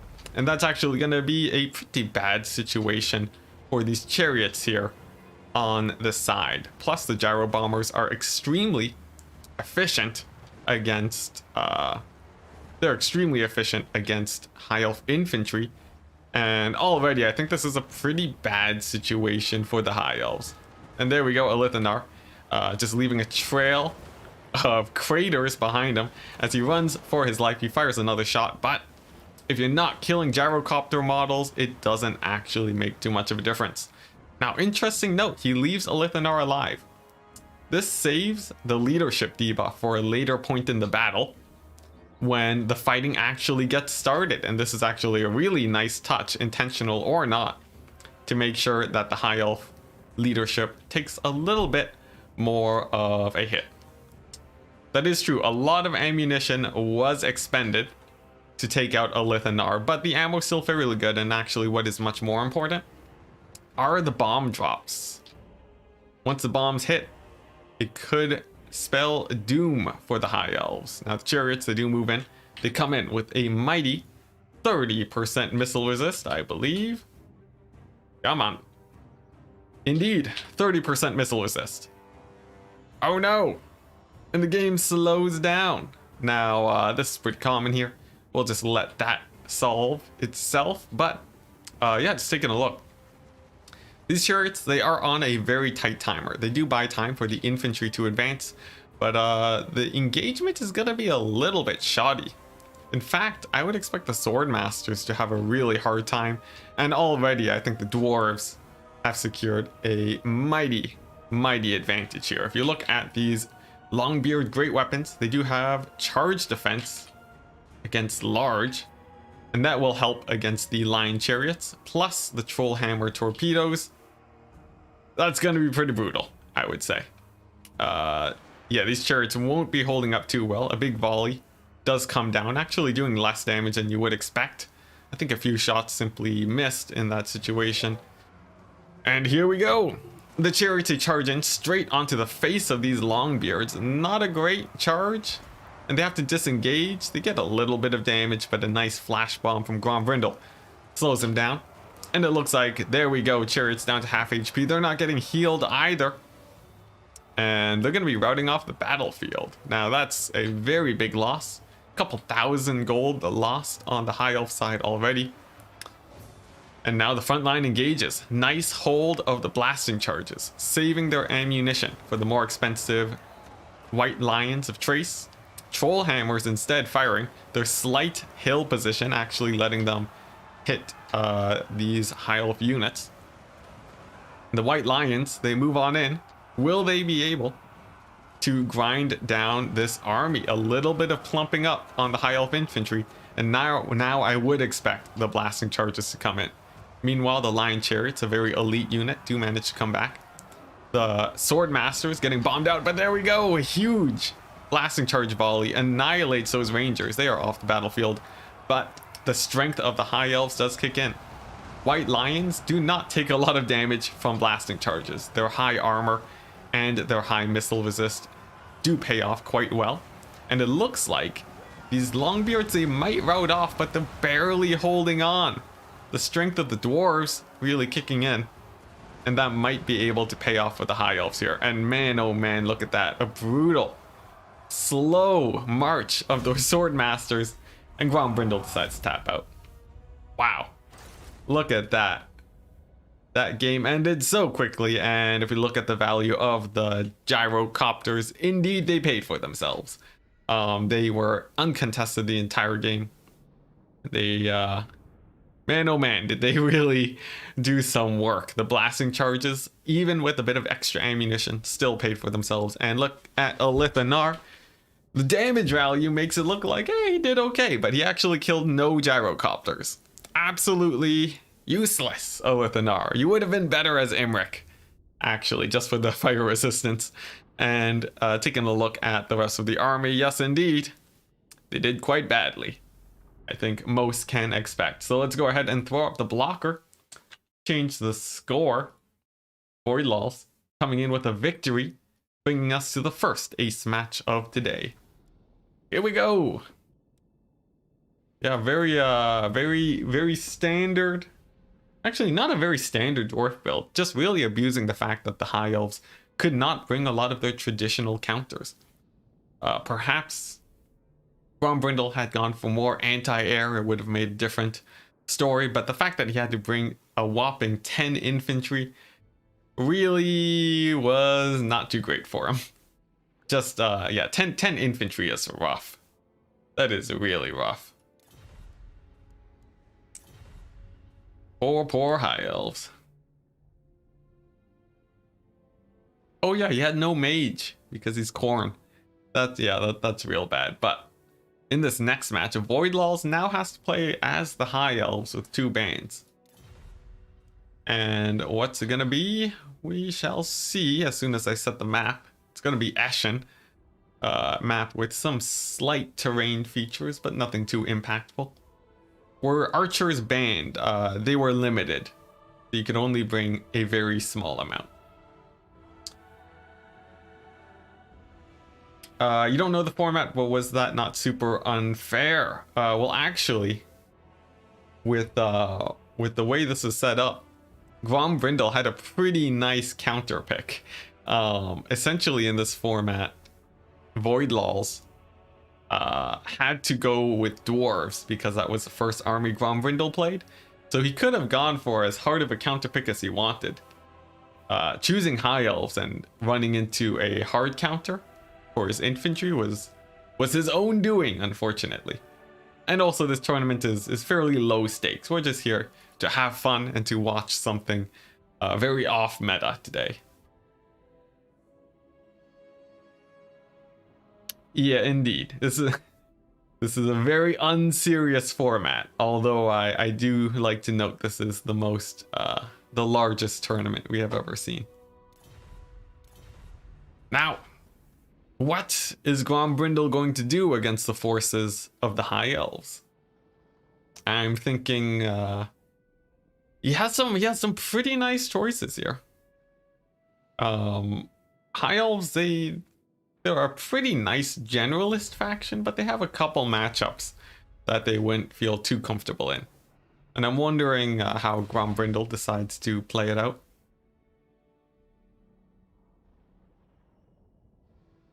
Yep, Hadries, it is only normal when the games are so hot themselves. Or themselves? No, themselves. What is the multiplayer meta? Well, the meta is a constantly shifting, dynamic thing in Warhammer because of the general smaller community size. And at the moment, it is being mostly pushed by the popularity of greenskins and their general skirmisher types of play. Although they do have counters, it seems like most people have not caught up to that yet, and greenskins are the dominant force as of right now. But interestingly enough, I will be putting out a Tide of Battles video, and this is not a lie this time. It is actually edited and being touched up by one of my clanmates that will give some fun builds to counter greenskins with. So, in lieu of this tournament, which sort of has fun with a completely different meta and playstyle, I'll be putting out a video to try and address the current meta and how to work within it. It should be fun. The meta is watch Enticity and copy his builds for gun factions. Falcon for everything else. Yeah, that seems about right. I like it. Just be careful with Falcon. He likes to meme it up sometimes. And he will rely a lot on his play and general game knowledge. So copying his builds verbatim will sometimes give you non-optimal builds. In terms of people that I think really double down on builds and optimizing it, I think Evenstar is actually really up there. Although they're not super public about their builds, I would say Evenstar has thoroughly thought through some matchups, and I would highly recommend you check those out. It's actually where I got a lot of my, gunnery white style of play, and my anti-dwarf build is actually ripped directly from him. Can't beat greenskins. Grimgore is the best. I think so. He's actually really fun against Bretonia. I would highly recommend Grimgore in the Bretonian matchup, just because it's not a lot that can actually snipe him. Yeah, when it comes to Falcon, it's you lose because your micro is not good enough. In fact, most players are actually limited by their micro.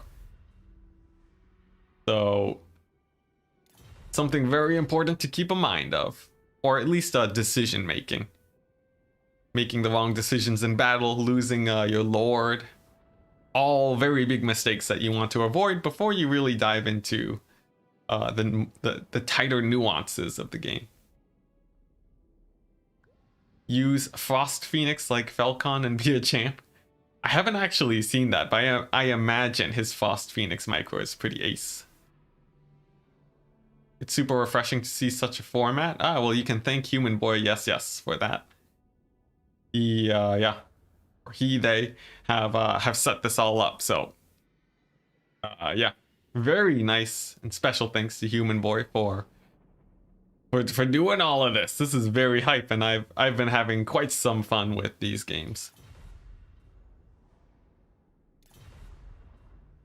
Let's see. Oh, I'm a refresh. Wait, no.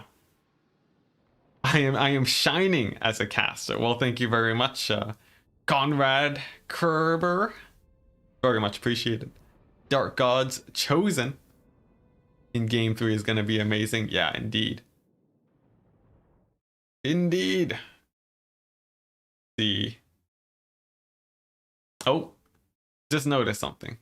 I think I might have spelled the title of this video wrong. I'll have to fix that up after the fact. After reading after seeing what you put in there, Hammond. Yeah, because it's multiple dark gods. Darn it! I'll have to fix that. That's gonna bother me until I change it. As long as a longtime Age of Empires 2 player, you can micro. Just can't micro more than one unit at once. Oh dear. Nate, that is a very unfortunate position to be in. Hey, Tiago. Hello and welcome. We've had some very interesting games right now. If you're just tuning in, the format is a format where you have 4 people representing the Dark Gods playing with different restrictions and playing up against each other. Tzinch has to play the faction of his opponent. Khorne has to play melee focused with few spells.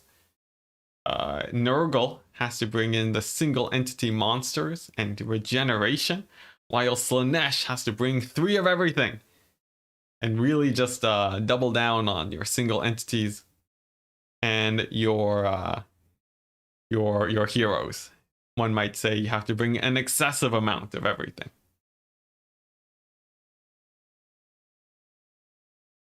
Ooh, now Grombrindle. Let's see here. I think Voidlaws has gone for 3 bands: Chaos, Skaven, and Greenskins. Grombrindle is looking for a counter for the High Elves that does not involve the top 3. Immediately, Lizardmen do come to mind. Lizardmen are very strong against High Elves due to their high armor, their rush capabilities, and their general anti-cavalry style of play. Although, don't tell Carl Harmon, he does have, of course, a Lizardmen build. Or no, I think he has a High Elf play style that does well against Lizardmen. So that's pretty exciting. As for, let's see, what other factions are good against High Elves? Perhaps Dark Elves for a more even fight. Empire can do well too. Lots of interesting options. Ooh, perhaps a Norska pick, Biblington putting in a vote. I would say likely not, though. It seems like most people right now aren't playing Norska. Despite them not really getting a nerf, they just haven't been getting any DLCs, unfortunately. But we'll see. Norska can be pretty scary. Chaos is out, but what other options? Tomb Kings would be a bad idea. Same with Vampire Counts and Coast. In general, High Elves are the banishers of undead that we all hope for. Maybe a Beastmen pick, but I think Grombrindle actually doesn't own the Beastmen DLC. This was information gathered from a couple months ago. But we'll see. Yeah, Grombrindle, he might have gained the Beastmen DLC since then. But they do actually do pretty good against the High Elves. Ratonia, too, actually is a... Ratonia is like an obvious pick here, actually. You need 10 melee infantry, which does change things up a little bit. So we'll see. Norska DLC mentioned? If only. If only. Like, if Norska is the next DLC, that would be pretty hype. Although I don't know what units it would actually get.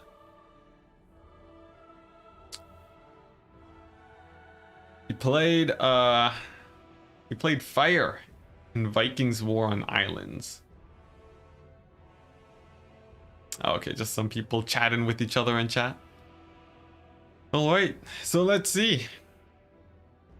Grombrindle deciding his options. Lizardmen cavalry spam, maybe. They still need 10 units of infantry though. I think infantry factions will generally do well against High Elves, however. So I don't think all hope is lost.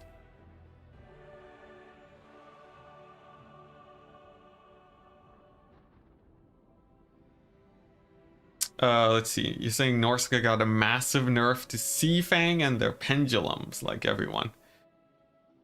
I guess. So when I look at Norska, like Penumbral Pendulum isn't that much worse than it used to be. In fact, the biggest weakness of it is that people have learned to dodge it. But it still hits extremely hard. If you hit a unit of archers, it will still annihilate them. Burning Head, too, will do well, and there we go. Lizardmen is the pick. Now, with Saurus Warriors, Grombrindle has a fairly nice lineup. Saurus Warriors and some Skink Skirmishers. Basically, the bread and butter of Lizardmen. You can't really go wrong there. And then the rest of his army is just there to support, to make sure that Dragon Princes do not run over his army. Should be pretty straightforward, while Voidlaws has more freedom in their build. It is a little bit of a disadvantaged matchup. Surely melee cavalry counts to the 10 rule? Apparently it doesn't, unless I'm misunderstanding. Oh yeah, Cathay, Nippon. What's this? Gatling gun next game? I'm so excited for game 3, guys. It's too bad it's coming out who knows when. Oh man, I saw people memeing about Warhammer 3 coming out in at the end of December. If that happened, oh boy, that would be unfortunate. But hopefully sooner rather than later. Although the fact that we've only heard about 2 factions means that I would predict we're still at least a few months away. Plus we have a Warhammer 2 DLC to enjoy before then. So hopefully the wait is not too long. Nat saying you want Thanquol? I think most of us do. We've had Gotrek and Felix in the game for a while. It's about time we have Thanquol. Just want a Beastmen DLC? Well, hopefully. Beastmen have been left in the dust with the better part of forever. So maybe one day. I think you know, I just want an everything DLC. There's a lot of factions that could really use a bit of love. DLC will help with the weight? I think so. Hopefully it ties into Warhammer 3 a bit too. That would be pretty exciting. And taking a look at the players, it looks like they're just setting up their armies. So I think we'll be diving into the game in just a second. Hopefully without too long of a wait. We've gone through one best of 3 today, and it has been 2 hours, 15 minutes. A nice long day of Warhammer. Pretty fun though. You actually would have preferred news about the DLC over Total War Warhammer 3? I think so. That'd be pretty cool. We haven't gone a single lick of the next DLC, as far as I know. It's all been Warhammer 3 coverage. And it's just Kislev and Khorne. Just 2 factions. Come on, I want more. Give me more. Provided we get more DLC than 3 Kingdoms. Who's gonna get? You'll be happy. Oh yeah. Oh, rip 3 Kingdoms, guys. I think 3. I played a bit of 3 Kingdoms. It's actually a pretty nice game. Although I do love the battles of Warhammer. I can't go back to anything else.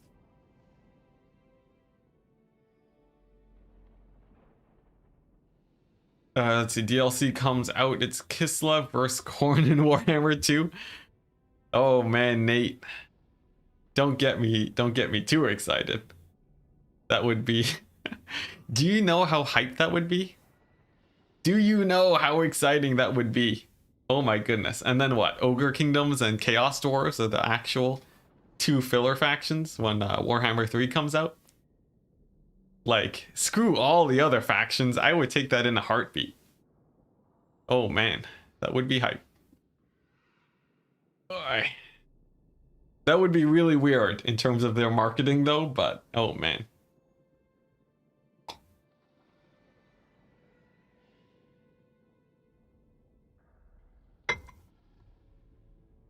Yeah, I think oh man, it makes me sad though that Chaos Dwarves and Ogre Kingdoms are so far away.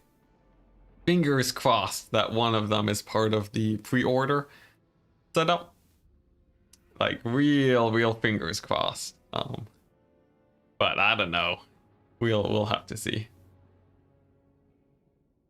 Naga and the rest of the Beastmen get added to the Beastmen roster. Yeah, that'd be hype. I want to see a fleshed out Beastmen roster. They've been underdog for so long. That'd be nice. Imagine if it was another Skaven pack. That'd be... Honestly, Skaven do have some pretty fun tools. The Skaven getting DLC doesn't really bother me. It's just sad that other factions don't get as much. You can't decide if you want ogres or chaos dwarves more. Whew, alright, let's see. What would I rather see? I feel like, oh man, I don't know. I feel like ogre kingdoms. I really want to see an ogre kingdoms. But I want to see them done like really well. You know, I want them to be like a really nice fleshed out faction. Just because they have so many, they have guns, got big guns, they got large units, monstrous infantry as the main battle line. Very hype. Hobgoblins are really hype too. And like in terms of hobgoblins, it depends on how they work the skeletons. It may be pretty easy to throw together an Ogre Kingdom's hobgoblin faction.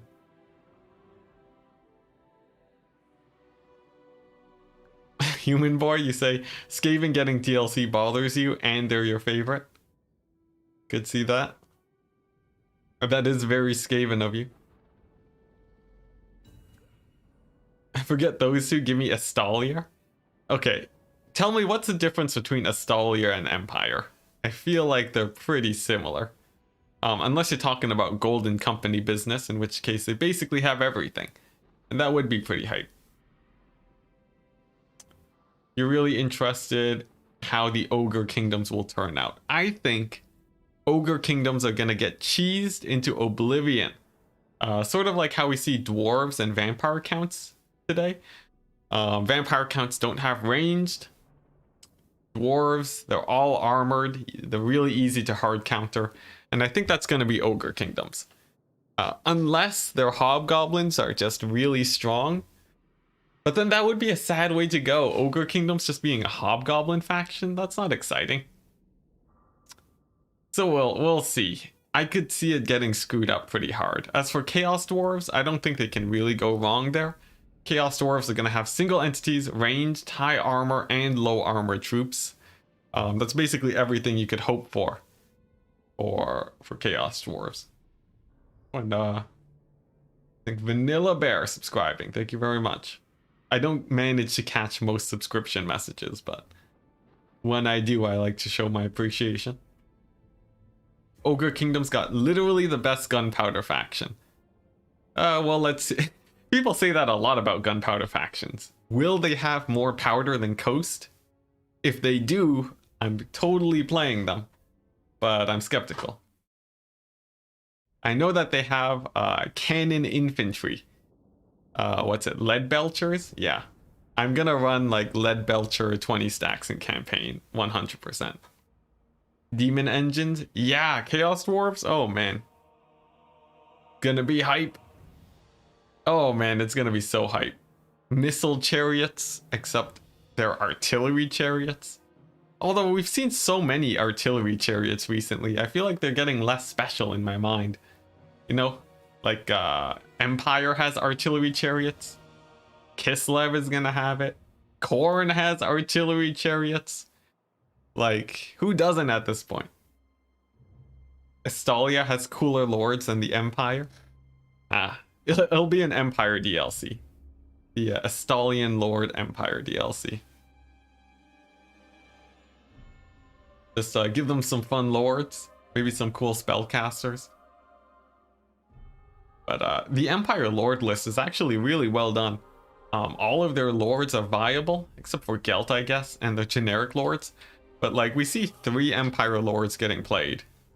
Which is something that you don't really see in a lot of other factions, but here we go. We finally got into the game. Grombrindle playing as a lizardman to counter the High Elves of Void. He's brought Gorok, Skink, Priest of Beasts, and man oh man, that's a thick line of infantry. Some Orowars, whoa, Temple Guard, Orowar, and then some Skink Javelins to support some Croxagors, Feral Bastillodon, and where are they? There we go. Cohort of Sotak. Always take this unit. They are extremely good. And all in all, I'd say it's a fairly solid Lizardman build. Just a little bit lacking on the single entities. Because so much money had to be spent on the infantry, but with the Khorne restrictions that Grombrindle has to deal with, that is understandable. Now for Void's army, we are seeing Silver Helms. No Dragon Princes here. Very elite Phoenix Guard, Silverin. some spearmen in the back. Some dragon, silver helms in the forest, mage of life, and Imric. How could I have missed him? There we go, Imric himself coming in on his dragon. Gonna be providing the main single entity strength of the high elves, and that's gonna actually be pretty good, as he will have breath attacks to kill off a lot of this expensive lizardmen infantry. Now you will have to be careful.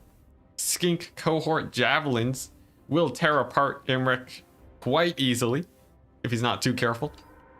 But that's basically the only threat to him. There's not even a single stegodon to really pressure him. And here we go, we are seeing a single unit of skink javelins coming in. Imric dodging, fleeing from the 400 gold unit. Oh wow!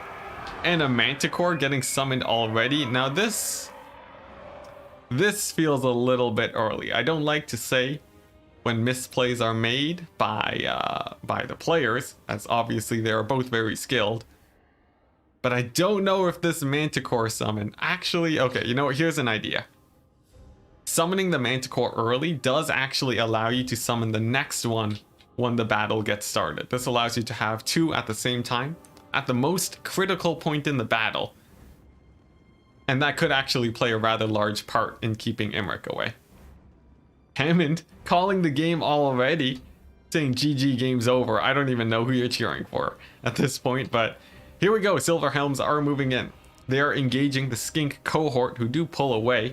They will get caught, but by pulling away they distract these Silver Helms a little bit longer. Imric realizing, wait a second, I'm not actually afraid of manticores, never mind, I am. And he continues running away. He could probably fight it in straight up combat, but running away does manage to avoid a bit more damage. Skink javelins do get shut down by the Silver Helms, and the frontline engagement does begin, although a little bit sloppily. Foxagores running right into spears, not the best matchup for them. And at this point, I would expect another manticore summon to drop down soon enough, probably to chase down Imric, and that should play out pretty well. But now that Imric is no longer getting bothered, you do see a nice positioning here from him. It looks like he's lining up a breath attack. He stops exactly where you would expect him to. He turns to the left. And there we go, exactly as expected. That's about 800 gold worth of damage from Imric. Dragon Lord himself, Dragon Prince, who knows. And yeah, doing some nasty work on that front line. And in fact, taking a look at the High Elf front line, it is holding very well. And Imric no longer has too many threats with these skink javelins getting shut down so hard. Now, a big part though is whether or not this right flank of the High Elves will hold. If it does collapse, a lot of the archers will get shut down, and in a straight up melee fight, I would expect the Lizardmen to do fairly well. The Temple Guard too actually getting a bit of a charge on Imric, but they're taking a lot of damage from the archers, and we are seeing now the High Elves are coming out with a fairly strong lead in this situation. Imric, he does take back up into the sky, and all the javelins have been thrown, sparing just a couple on the flanks, but that does mean Imric is in a fairly good situation. He does terror out a unit of Saurus warriors, and not to forget, he does still have 2 breath attacks. And as I say that, we are seeing Imric position himself to possibly throw those down. But for the rest of the High Elf army, the right flank does actually fall. This is a big win for the Lizardmen. Imric flies in to try and support, and not to mention Gorok is still going to be a little bit of a threat. We'll see if Imric does actually take him down, but a big breath attack does launch. Oh boy, and there we go. Gorok does lose about over a quarter of his HP in a single breath attack. Brutal for the poor Lizardmen, and oh man, a nice charge on Imric too, taking him down to 1/3 HP. He's getting really low, and a second hit could take him out entirely, which would be a huge loss on the Lizardmen leadership side. However, they are still doing fairly well on the infantry front. Look at that. Archers are getting shut down in the back. The, let's see here. There are still half HP unit of Temple Guard, and I wouldn't count them out in this situation. Against Imric, they could actually put on quite the beating. So despite the balance of power, I would say the Lizardmen do still have a chance here. If you look at the cavalry for the High Elves, they are still doing pretty well, and that could play a pretty large that could have a pretty large effect in the late game. Now, here we go. Second Manticore does drop down. Could go right down on Imric, and if Imric actually loses too much HP, that would be really nice for the Lizardmen. As for these Keepers of the Flame, they are doing amazingly at holding the frontline fight, and they might actually just win out the game on their own. As for the Silver Helms, they do rout off. Manticore engages with Imric. Now, when it is engaged in melee, Imric cannot do a breath attack. That's actually going to be really nice for the Lizardmen. In fact, Imric has to disengage and run away from the Manticore. And that's actually fairly good. Perhaps a turning point on the Lizardmen. Imric actually does land. Ooh, and a big hit on Gorok is going to be nice. A second hit with that nice charge bonus. And now he's getting sandwiched by the Manticore. This is what could decide the game if Gorok does manage to get a few lucky hits on Imric, but it looks like he doesn't. And now we're seeing the elite High Elf infantry actually coming out on top. Despite the Lizardmen having some pretty nice long infantry setups, they actually did not have a ton of support. And we're seeing without cavalry support, your infantry can have a pretty hard time. And here we go, Silver Helms cleaning up the rest of the army. The Keepers of the Flame just being more elite than the infantry of the Lizardmen, holding out until the very latest stages of the game. Mage of Life healing them up. And it looks like this is gonna be it for Grombrindle Voidlaws, coming out with a pretty nice final ace match game with Imric nonetheless too, getting in some really nice cycle charges. And unless there is a surprise pick on Imric, it seems like this will be the end with the Lizardmen. We'll see though. The game is not over yet. It is actually taking a while. Imric is sort of just dancing around in the air, looking for a target, choosing to go after the Feral Bastillodon. Not a bad choice, but actually leaving the Keepers of Flame for dead. When they die, they do have a bit of an explosion though, and that actually is getting in some pretty nice damage against these skinks. Plus, of course, all the archer support is going to be assisting in this fight quite a bit. Keepers of the Flame fighting nearly to the last, down to 17 models. Bastillodon is now out of the battlefield. And I believe this is it. GGs have not been called yet. Surely they will come soon, as Imric looking for blood, going after Gorok. Perhaps a single snipe, but no, opting for a breath attack instead. Annihilates his own spearmen just to get a bit of damage on Gorok. And that's going to be army losses and GG. Very nice play from both players. A very long best of 3. And if we take a look at the values here, Keepers of the Flame, one of the best units here. It turns out, one, you can expect your opponent to bring mostly infantry and no spells. You can actually go fairly elite on your infantry without getting punished. Voidlaws in true Tzeentch fashion, really showing, really abusing the downfalls of his opponent's restrictions to pull out some really nice victories here. Imric with a solid 2,800 gold value. And for the poor Lizardmen forces, just not really doing too well. Although the source did manage to collapse on one flank, it was not nearly enough. Oh boy, so there we go, guys. That is the semis done now. Which means that Voidlaws will be moving up into the finals against Rifle Shuffle, who we will be inviting to the lobby. There we go. They will be in just a second. And it's going to be Slaanesh against Tzeentch. Not exactly, I don't think this is, this isn't like a common duel between the two Chaos Gods. What, it's like Slaanesh doesn't like corn or something? I'm not sure. But nevertheless, Chaos Gods, of course, they do always duke it out against each other. And in this case, we have the Schemer against the exorbitant Slaanesh. Here we go. And it looks like Rifle Shuffle will be picking first, deciding which faction Void Lols will end up playing today. It is going to be a best of 3 for this finals.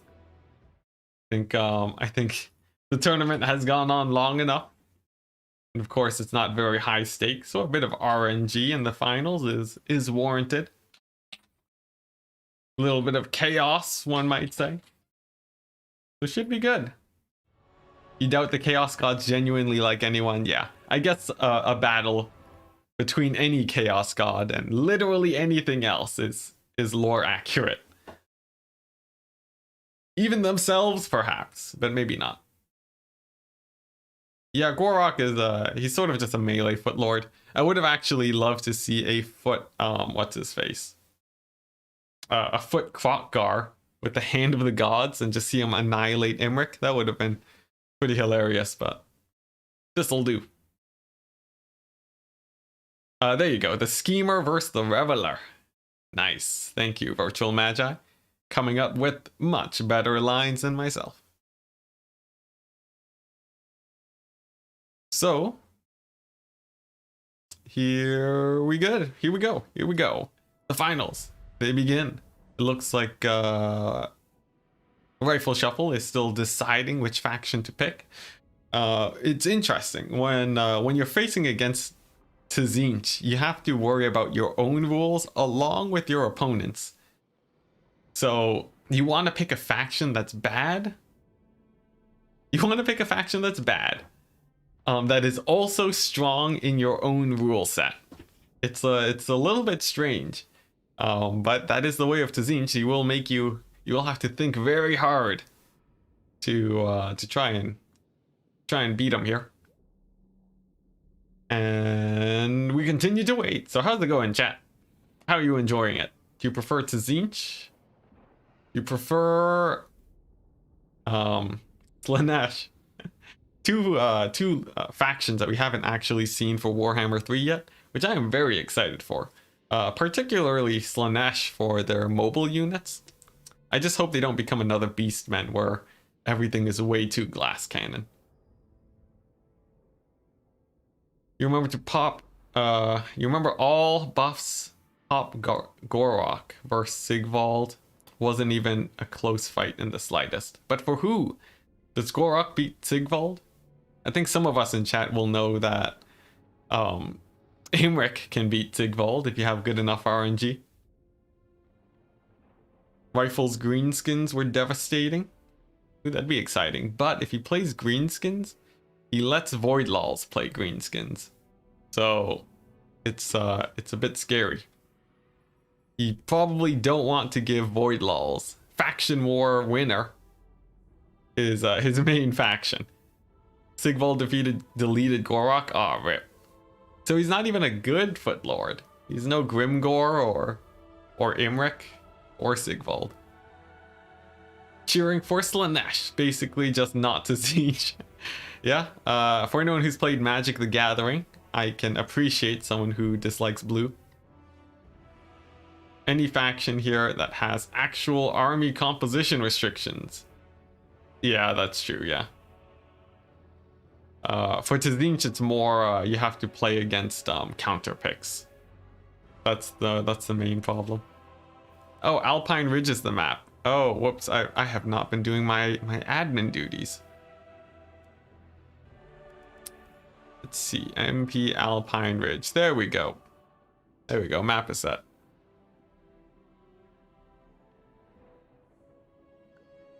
And it's going to be a Dark Elf pick. Ban the Dwarves and Bretonia. Interesting picks.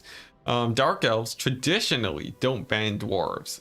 In fact, they have quite a few bad matchups. And in the end, if you're going to be a Dark Elf main, you just pick on preference at that point. However, they are still quite strong. Especially under the capable hands of our finalists here. But I would say the Bretonia ban is very standard. The Dowie ban, I'm not sure. We'll see if Void Lols has a counter pick. This also leaves up his greenskins. which should do pretty good against Dark Elves. We've seen this before against Ice Power style of play, but perhaps Rifle Shuffle has a plan in mind against the Green Boys. That's true. That's true. Void Laws will have to play Dark Elves next game, and that is a fairly good advantage for Rifle Shuffle. But here we go. Void Laws going for the Greenskin pick. And we'll see if this ends up not working out too well. Because if Rifle Shuffle throws this game and loses, well, that would be very unfortunate. Even if he does win the next one, he only breaks even in terms of that. Tazeen should get no ban since everything is part of his plan. See, now when you start talking like that, it starts sounding like an excuse. Tazeen's just like, yes, I meant to lose all my money there. This is all part of the plan. I meant to bet on, I was gonna say Dogecoin, but did the bubble pop on that yet? I feel like it might have. But see, it's only part of your plan if it works in the end. I don't know if that actually applies here. No, he might just be spending all his time scheming and too little time actually doing.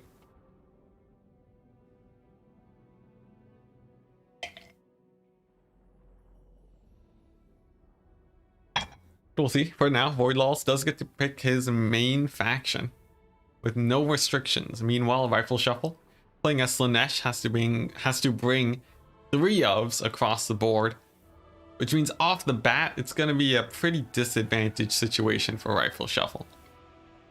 On the plus side, Void Laws might not be too familiar with Dark Elves, and that would be the best option here. But the worst case scenario is if Void Laws just knows how to play all the factions.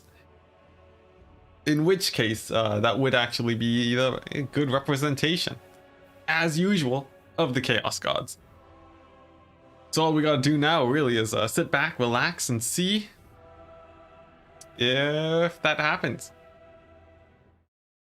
They are setting up their armies currently. And to go into the actual matchups here, Greenskins, they are quite resistant to Kite, given that a lot of their infantry is quite healthy. A lot of silver shields on their roster too. So I think the Dark Elves, if you go for an ice power style of play, you will generally lose it out here. You want to go for something else, probably. Maybe Rifle Shuffle will go for 3 single entities here. Maybe like, 3 Hydras or something. Which would be very different and actually pretty close to how Lizardmen play it out. That alternative style could really change it in the favor for the Dark Elves. But they'll have to be very careful. With Fanatics and Stone Trolls abound, Greenskins can win in a melee scrap too. So we'll have to see a lot of creativity from Rifle Shuffle for them to establish an early lead. Tazinch's plan is to keep everybody struggling with nobody gaining an advantage. Therefore, everything succeeds for Tazinch. I see. Oh, that sort of checks out. But here we go. I think both players are ready. We will be loading in just a second. And we'll see how it plays out. I would expect a fairly standard build from Void Laws. Typical 6 skirmishers, as their skirmisher play is on point. And for Rifle Shuffle, I would expect probably some heavy single entity styles here. Now, it looks like the match is bugged out. We might have to... Yeah, we might have to rehost the lobby.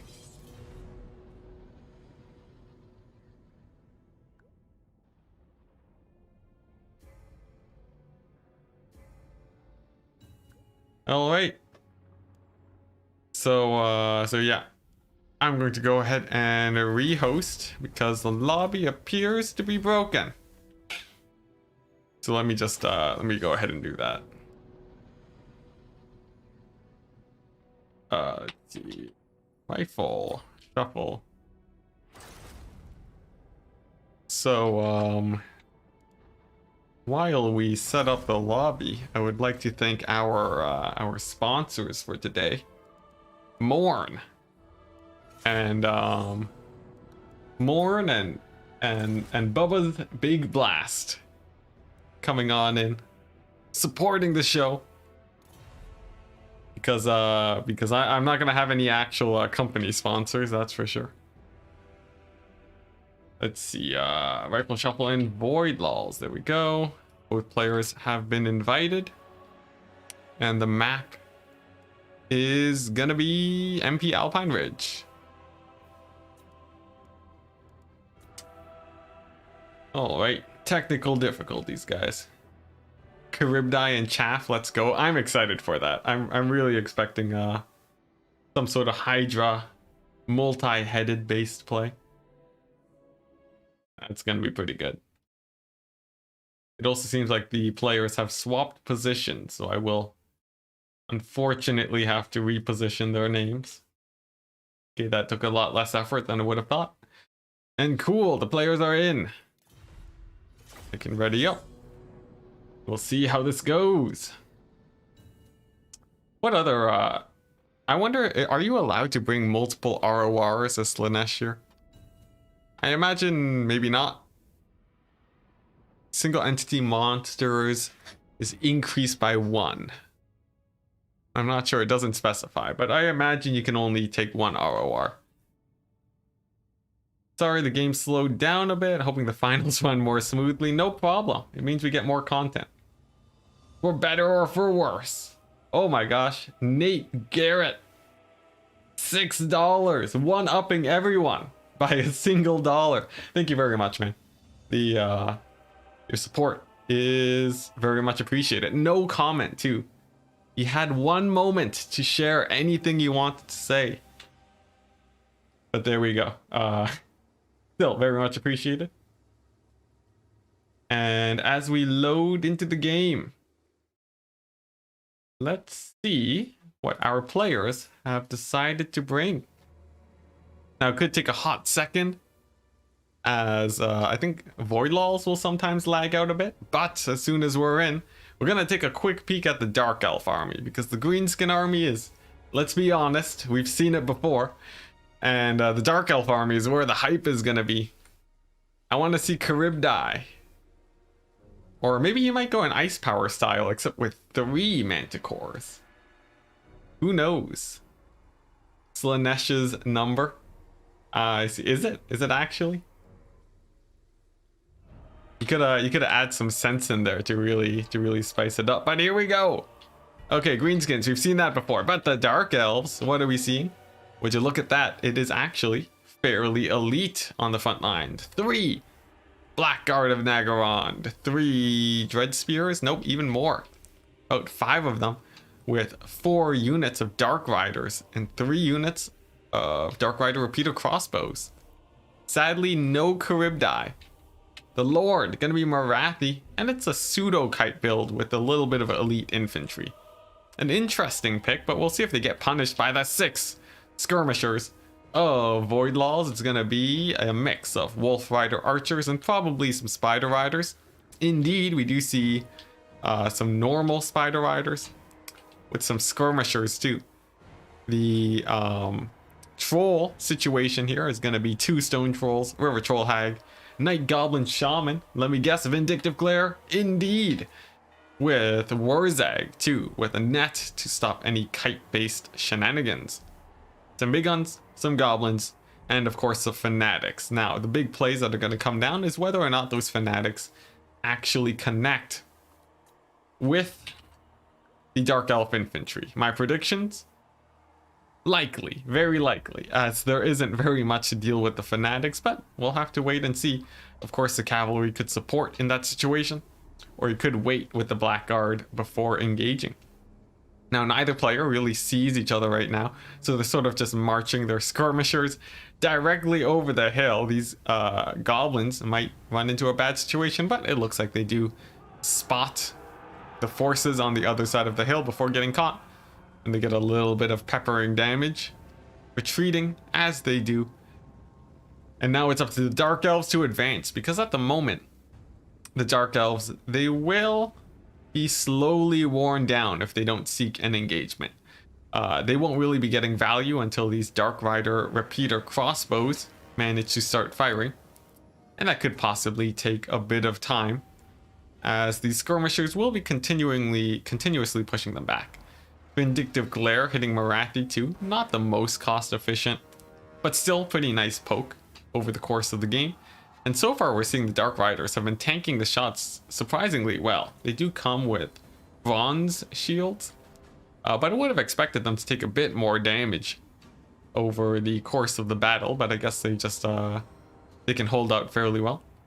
Crossbows firing into the wolf archers, doing some decent damage, but nothing too crazy. And the skirmish phase does end fairly quickly without too much trouble on either side. As for the mainline engagement, infantry do continue to advance, and the Dark Riders on the retreat actually do take a little bit more damage than I'm sure Rifle Shuffle would have hoped for. And here we go, frontline engagement goes on. It looks like both players opting for a proper full-on frontal engagement. Dread Spears will surely die to the big guns quite quickly, but a fairly nice charge in from the Dark Riders. They do actually get a catch in on these Wolf Riders, getting a bit of damage, but perhaps not worth it as the Stone Trolls do move in. Goblins do take a fairly nice charge though, and Marathi comes into support. And the Blackguard now are moving in to fight the big guns. Now I'm not sure how well that engagement goes, but we will surely see in just a second. Especially with these Dark Rider crossbows helping and assisting in the fight. I think I'd put my money on the Blackguard here, especially because they're more expensive. A nice charge onto these goblins too, and we are seeing the greenskin frontline start to get torn apart because the Stone Trolls had to stay back to defend against the cavalry. So a pretty nice initial engagement for the Dark Elves, especially with a lot of the greenskin elite infantry has fallen. The Dark Elves simply have to keep their Blackguard alive at this point. And that could be a problem because the Fanatics do drop, bringing down the Blackguard down to 50%. Second Goblin unit comes, but this time Rifle Shuffle is ready. He pulls back the Blackguard and they move to safety, but there's nothing to really stop these Night Goblins from chasing away the Blackguard. That's very unfortunate, but we still see one unit of Blackguard at full HP. They are ready for the fight, and they're going to be grinding down a couple goblins and just tanking these archer shots like it's nothing. For this unit of Blackguard, the goblins have not come down yet, and the Dark Rider crossbows are doing surprisingly well. They're just constantly shooting into the River Troll Hag, and she might get routed off soon. Big old Spirit Leech here too for Marathi, that's going to be healing her up, and that actually causes these Night Goblins to retreat. And so far we're seeing the Greenskins, they're having a bit of a rough time. The River Troll Hag getting taken out, and really just the right flank for the Greenskins is looking the most promising out of everything else.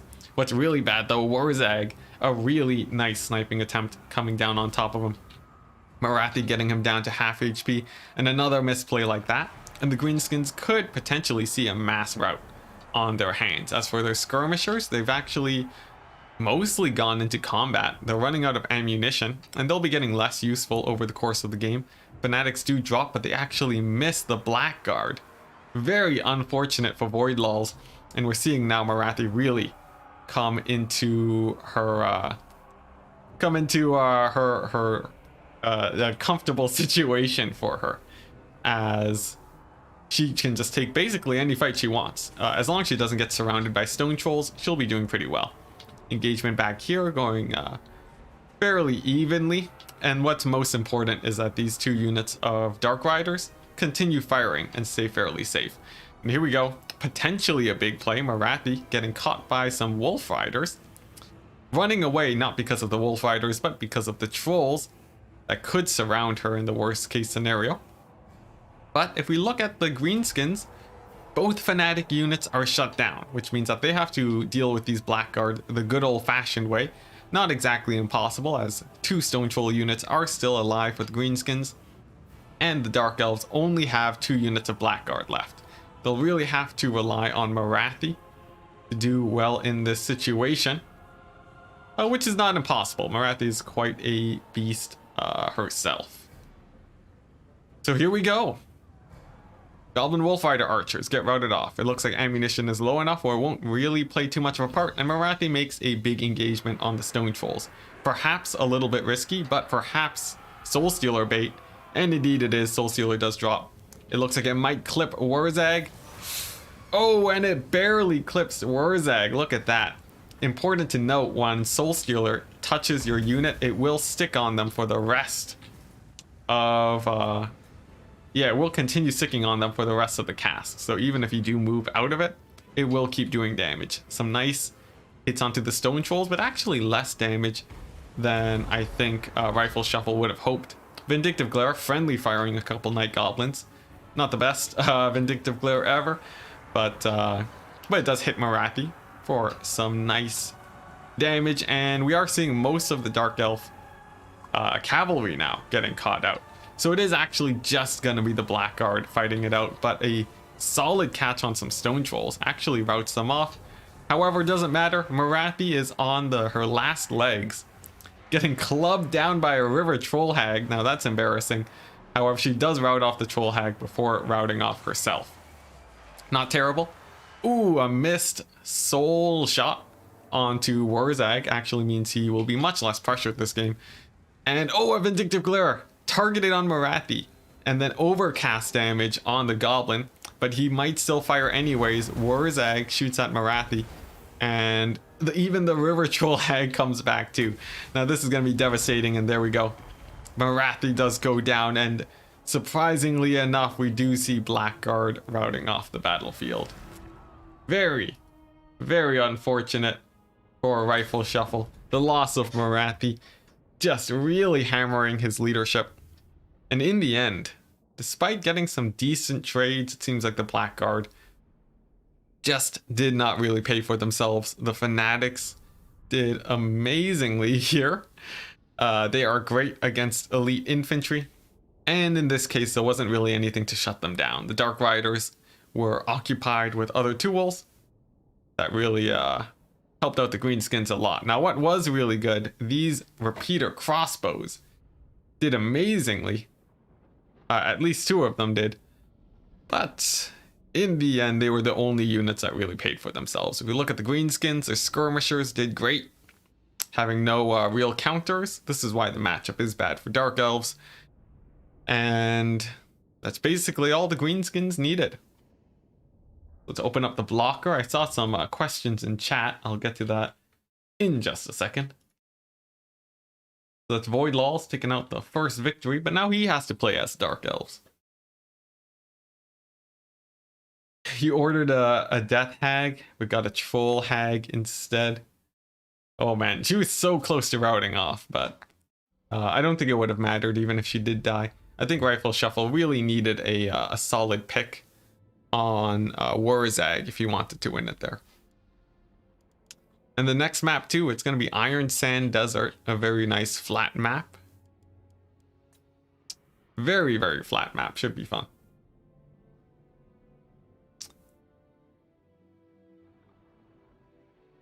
Let's see, you prefer them? You prefer Fanatics to be better fighters and have weaker Throne Fanatics? I think that'd be an interesting change. At the moment, you really need like proper spells to deal with Fanatics. I don't think they're impossible to deal with. Yeah, I don't think they're impossible to deal with. Generally, you have to just stay away from them and try to get some damage on them, and that'll usually be enough to do okay. Of course, it does draw away your spells and abilities, but it's not like they don't have counterplay. I do think Fanatics are very strong, and they do push out elite infantry quite a bit. But indeed, Void Laws is now on Dark Elves, so he is going to suffer the same fate that Rifle Shuffle did, and we'll see if Void Laws is able to actually win it out. No idea what the bans are yet, but it should be coming in just a second. Dark Elves versus Beastmen, yeah, Beastmen. That's a pretty good choice if you want to screw over Void Laws' ace match fight. So that could be a possibility. Rifle Shuffle could go for Bretonia too, but that would actually give Voidlaw's Bretonia, which honestly isn't too bad. I think Bretonia has 3 sufficient counters. But in this case, I think Lizardmen... No. Yeah, he could... Rifle Shuffle could go Bretonia. And then counter with Lizardmen, Coast, or Dwarves. Except in the Ace match, Voidlaws does have 3 bands. So perhaps that won't play out as expected. The Viking, you're saying you don't think Fanatics hard counter Cavalry? I don't think they really do. Cavalry have enough... Yeah, I agree with you there. Cavalry have enough mobility where they can avoid Fanatics. And of course you have some AoE too that you can throw down on them if it's a box. So I don't think that's really too much of a problem. They will take a lot of damage if you make a misplay and let your cavalry eat Fanatics. So something to watch out for sure. Yeah, it's like saying single entities get countered by spears. Generally, you can keep them away. They more get countered by the things that can actually catch them. So cool, Voidlaws, he's considering his bans. It's going to be a Bretonia and Skaven ban, leaving the Greenskins open. So you could see Rifle Shuffle go Greenskins, but then of course, that will allow Voidlaws to play Greenskins. So perhaps not the best choice. Alternatively, well, Bretonia is banned, Skaven is banned, but Dark Elves, they do have a lot of counters. Let's consider our options here. I think Lizardmen have about an even fight. Beastmen, definitely a pretty good option. Although I think they are the least owned faction in the entire game. Perhaps Wood Elves. But they are quite strong. I wouldn't want to give Wood Elves to Voidlaws. So we'll have to see. The fact that Fanatics can dumpster a unit of Blackguard of Naggarond or Chosen or other elite infantry is silly. Is it though? Is it though? If you think about you know, let's say like artillery, you know, cannons will dumpster elite cavalry, but it's fine. Usually when you go elite, you need to make sure you have counters that you're actually taking them. In general, I think there's enough counterplay where it's fine. Really just, it might just be like, oh, the Greenskins could be considered too strong, but I think their win rates are in a fairly stable place, that it's generally okay. The thing that really weakens Fanatics the most is that they rout extremely easily. So a lot of terror and fear causing factions will just annihilate them. Yeah, the chain and balls are made to crump armor. I think so. It's a giant swinging metal ball. You're essentially getting hit by a cannonball constantly. So I think it checks out lore-wise. Perhaps just a price increase, but that's about it. But yeah, on to the matchups. We are seeing a Tomb Kings pick, not bad. Tomb Kings are a really nice generalist faction, which means that in the Ace match, even though Voidlaws gets 3 bans, Rifle Shuffle will still have quite a few options to try and counter them. But they will have to win this match. We'll see how that goes. Now, I am getting a bit of lag. My PC has crashed a bit recently. The stream might end unexpectedly, guys. Oh boy, it's lagging a lot. This is totally gonna crash, which means you might have to come back in a quick second. Not like this. Not like this. Stabilize. Stabilize, you darn PC. Okay, I think the PC, it's clinging on to life. I think we're good. I think we've stabilized. Whew, okay, well that was scary. What's going on in chat? Yeah, it's not a drunk goblin. He is very, just went really hard on the drugs, essentially, on the fungi. Swingy, spiky cannonball. Good description. That just happens to be dragging a goblin behind it. I love that. How do the drugs get in the body? Ooh, pill form, injection, or ingestion? We have a couple of ways. Maybe through an IV. Gork or Mork pumps it into them. Okay. Tomb King lag from 3 stacks of skeletons. That'd be pretty fun. Now Rifle Shuffle has to go 3 of in a lot of their builds, actually all of their builds, because of the Slanesh rules. So I'm interested to see if how Rifle Shuffle decides to play around with that. They could go really hard on the single entities, but I think when it comes to Dark Elves, they have a much better way of dealing with single entities in this particular matchup. So I would expect the Dark Elves to... I think Void Laws might be able to do fairly well here. Even though this is traditionally a bad matchup for the Dark Elves, they can do pretty good. I've seen builds, for example, with Assassins with their AoE ability, and Marathi or Malekith, the Soul Stealer. And essentially you just have really strong single entities that carry you in the late game. So that could be a possibility. I see we're still talking about fanatic mushrooms. No, that's making me pretty hungry given how long the stream's been. Maybe I'll get some mushrooms and something. And when I say mushrooms, I mean actual mushrooms. Not anything nearly related to fanatics in any way.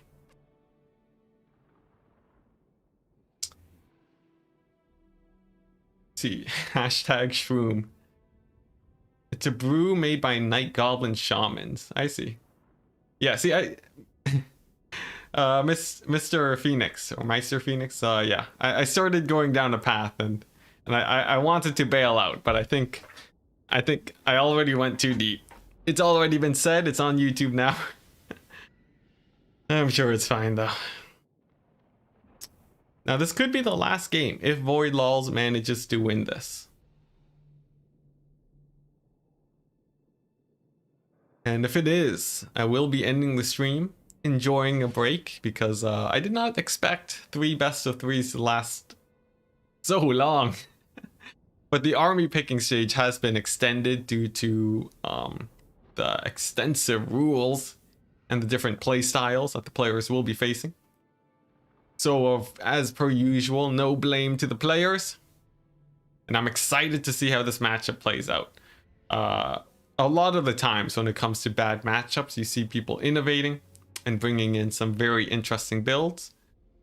I just wonder if Void Laws is experienced enough in this matchup.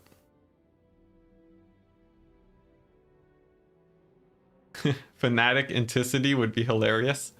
I feel like that would end really badly. That is not something I feel like streaming.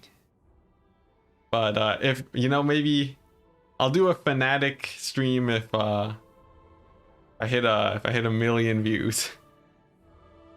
But otherwise, no. It would to make it more tabletop friendly, you toss a massive leadership debuff or half the damage they do to armor. And half the damage they do to armor. I see. Fanatic said, yeah, that could be pretty cool. I think regardless though, in terms of balance, I think greenskins as a whole is a bit overtuned, but if you just put like a few nerfs on them, they'll be in a good enough place. And I think they have enough counters where you can generally do okay. Like I think mostly Vampire Coast, Vampire Counts, and Lizardmen are still very good picks against greenskins. You'll only be losing those against people who are greenskin mains that have practiced in the art of being green. You found Fanatics surprisingly good in campaign when playing Skarsnik. Ooh, yeah. Ooh, that sounds really fun. I want to play Greenskin campaign now. I'm too used to, usually when I play Greenskin campaigns, what do? I think I went Grom and I just went a crazy OP Goblin build. But yeah, all wind spells, any sort of AoE damage spell is so good against the AI. Because they love to blob up, even with the additions to make them not blob up as much. They will still do it. It's great. Yeah. Oh man. Flamestorm, Burning Head, Pendulum. The lore of fire is the anti-AI play for campaign. I think everything's OP in campaign really, except for I guess melee units, who are sort of just average. But here we go. Finally did it.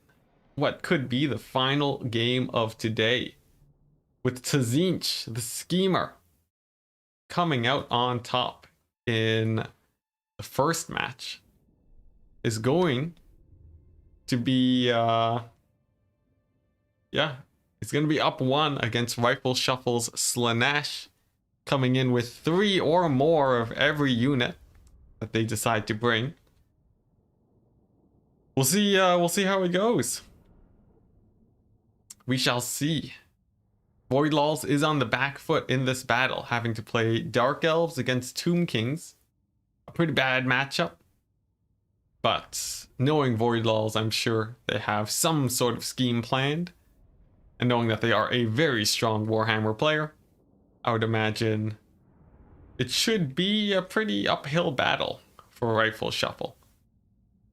For Rifle Shuffle, playing as the Tomb Kings, I expect something a little bit more standard.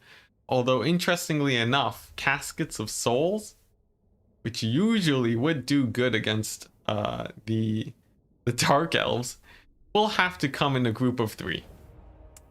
Which is very excessive. More excessive.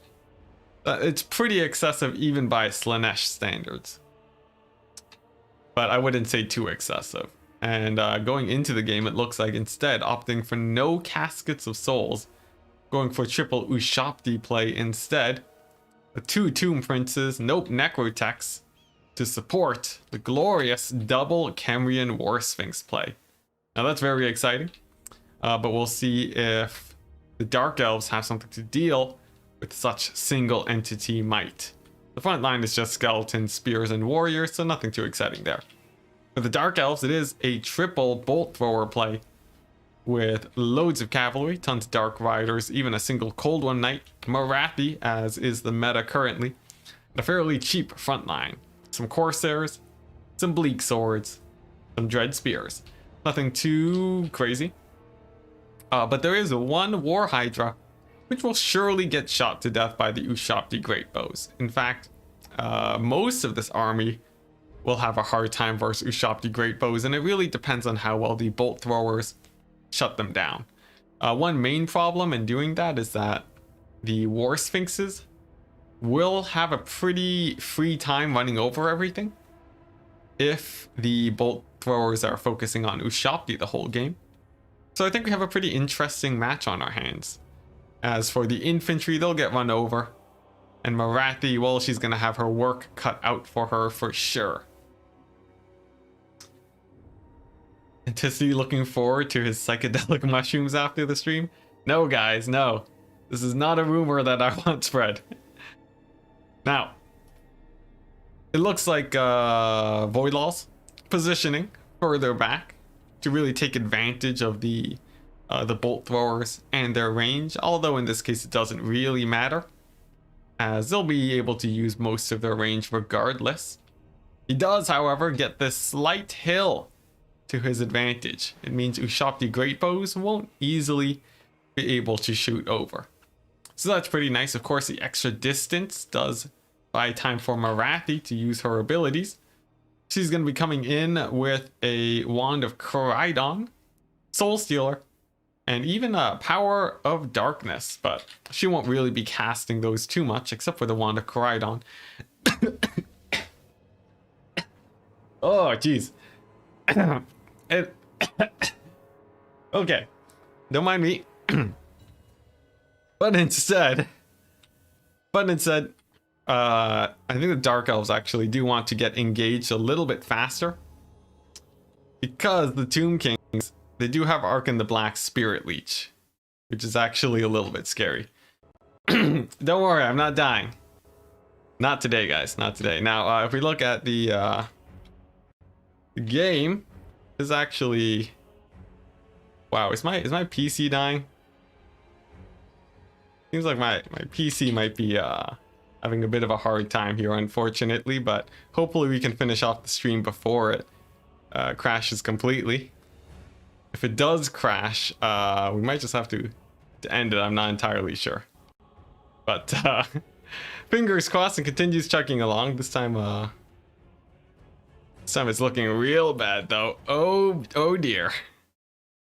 Oh dear.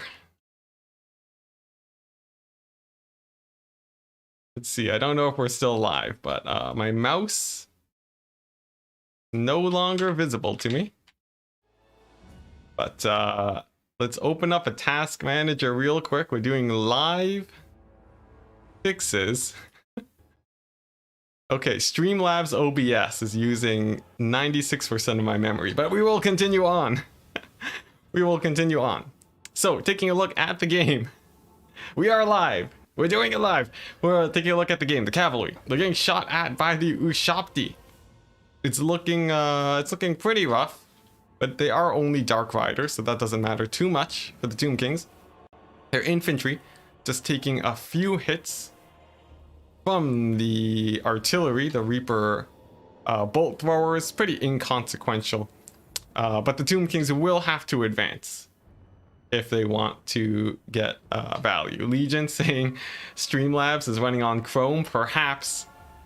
Yeah, it is using 23 gigabytes of memory. Now, I don't know why it would need to use so much memory, but we're giving it.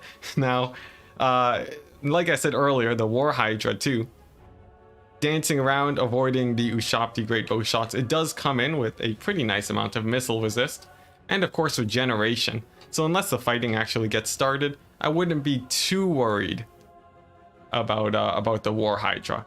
And the Tomb Kings are taking a while to get into position, so this could be fairly good for Void Lulls. His cavalry is continuing to take a beating though.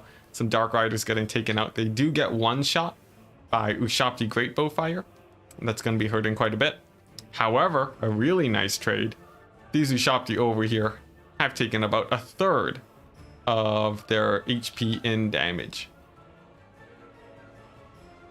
So, so far, looking like the Dark Elves are edging out on top. A huge pick too, Marathi landing in amongst the Ushapti, misses her first attack, but lands her second, doesn't kill this Ushapti great bow, but it looks like they will be getting caught out by the Dark Riders.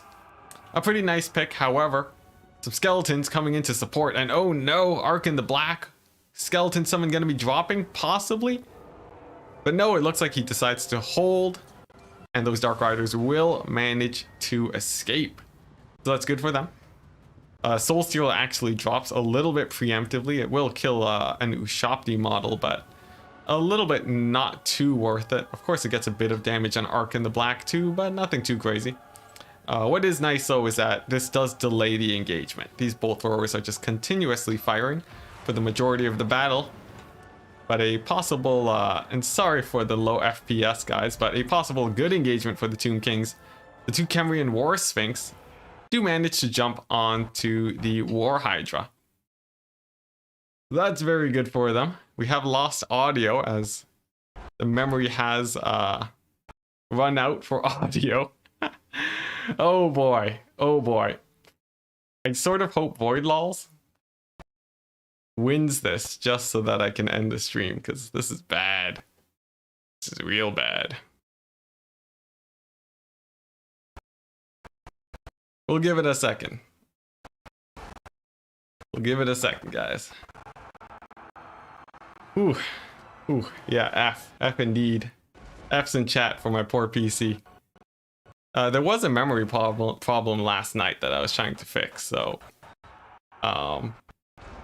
I was hoping it would be fixed for today, but it looks like It looks like my fix did not exactly get everything up to speed. I hope that my voice is transmitting correctly over Streamlabs. I do see your chat. That's good. Go download memory. Yeah, yeah. we might have to. I might just buy 2 new memory sticks or something, but it looks like the game has stabilized despite all of that, and we are back into the action, fingers crossed. War Hydra getting beat up by the 2 Kemrian War Sphinxes. Hey, you can hear me? Sweet. The War Sphinxes, they are anti-infantry, but they do have AP, and that does put a rather nice beating on the War Hydra. It doesn't nearly rout off, but barely doesn't. But without the Ushoptis distracting, it looks like the War Hydras have drawn the attention of the Bolt Throwers. They're still at high HP though. The 2 Necrotechs can support them, so that's fairly good on the Tomb King side. Breath attack on the War Sphinx though, it doesn't do that much damage, not too scary. And this is starting to look pretty bad for the Dark Elves. Their infantry is not very elite, and given that their cavalry is getting shut down, I think they could be running into some problems in the late game as soon as these Ushopti manage to dive back into the battle. Sniping attempt on Arkan the Black though, coming in from Marathi, looking to be very unsuccessful. He is a very slippery character, and I don't expect him to get caught unless there is some sort of misplay. Some Dark Riders getting routed off too. A little bit of a stutter, but it continues to chug along, and we'll see how this plays out. There are still 3 units of Ushopti left. All of their leadership has stabilized, and honestly, the Bolt Throwers are sort of running out of ammunition. This could turn into a full-on Ushopti game by the end of all of this, and I think that would be very good for the Tomb Kings. In fact, if these Kemrian War Sphinxes manage to survive too, I would imagine that the Dark Elves would have a very rough time. But that is yet to be seen. The balance of power is still fairly even. But one thing that is very good is that Marathi has taken quite the beating from these Ushopti. She does throw down another Soul Stealer, does catch some key targets, the 2 Kemrian War Sphinxes, although they have not heal capped yet, so they will continue to get patched up. But one of them getting charged at by the Cold One Knights, their anti-large kicking in, and it looks like it will be falling. Wand of Koraidon hits into the other War Sphinx, and suddenly things are looking very Dark Elf favored. Both War Sphinxes just getting annihilated by that Cold One Knight charge. A really nice use of reserves, keeping them away from the Ushopti Greatbow, and coming in at a key moment to just blitz down those War Sphinxes. But it's not over yet. The 2 Necrotechs are still alive, and they could heal this one up, but it looks like that might not be the case, as this War Hydra is actually putting on quite the beating onto this War Sphinx. Just a huge turn of events, and now we're seeing the worst case scenario for the Tomb Kings. Their Ushopti Greatbow are starting to get chased down by cheap infantry units. These guys will not be dying anytime soon to the Ushopti, and that will essentially keep them occupied until they get some support, which doesn't look like it'll be coming in, as we only have 4 characters left for the Tomb Kings, and soon to be 3 if this Sphinx goes down anytime soon. But Arkan the Black actually putting in some work onto this War Hydra. Surprisingly enough, some cycle charges, but I don't think it's gonna be enough. The Bolt Throwers run out of ammunition just in time for the Ushopti to go down, and unless the Tomb Kings manage to pull out a miraculous comeback, it's gonna be pretty rough. A nice I don't even know what that spell is called. Purple Sun does drop. It does okay, but honestly it only nets like about 200 gold of value, nothing too crazy. And what's even worse is that this War Hydra is continuing to heal up, with the length of the battle reaching about 8 minutes so far. It has actually done pretty well, and it gets its healing proc at the same time, very close to its healing cap, and that is likely gonna spell doom for the Tomb Kings. They do not have any more Ushopti Greatbow on the battlefield, and they have but only 2 Necrotechs and a very beat up Arkan the Black. Marathi likely with another Soul Stealer, 2 to come in at the end of the game. I think that will be it. It looks like Void Lols championing Tzinch gonna be taking in the victory for today. I have no idea what the prize pool is. So if Human Boy knows, feel free to type in chat. But it looks like that is gonna be it. A very fun tournament. Another breath attack from the Hydra too, actually getting in. Not that good value. Actually mostly shot over the hill. Very non-exciting breath attacks for the War Hydra, but very good in melee. And now both players just getting into position to end off the game. The Viking, you're saying Tomb Kings were really OP when Arkan's Tomb Blade healed? That seems insane. After that got fixed, it was a lot more fair. It seems about right. And here we go, a big ol' surround from the Dark Elves. And that's gonna be it. Rifle Shuffle tapping out of the game. And Void Lols coming in with the victory. Slanesh, nope. Tzinch coming out on top right as my computer falls to the power of the Dark Gods. It is too much to witness. A fitting end for the tournament. I hope all of you guys enjoyed. Well played to all of the players today. Was very exciting. And some very fun games too. Some very long games, but I think very exciting nonetheless. And I guess that's basically it. I'll close out the stream because it looks like we crashed. It looks like we crashed hard. Perfect timing. Perfect timing. If I am still live though, I will need to make sure. Hey, we are still live. Wow, look at that.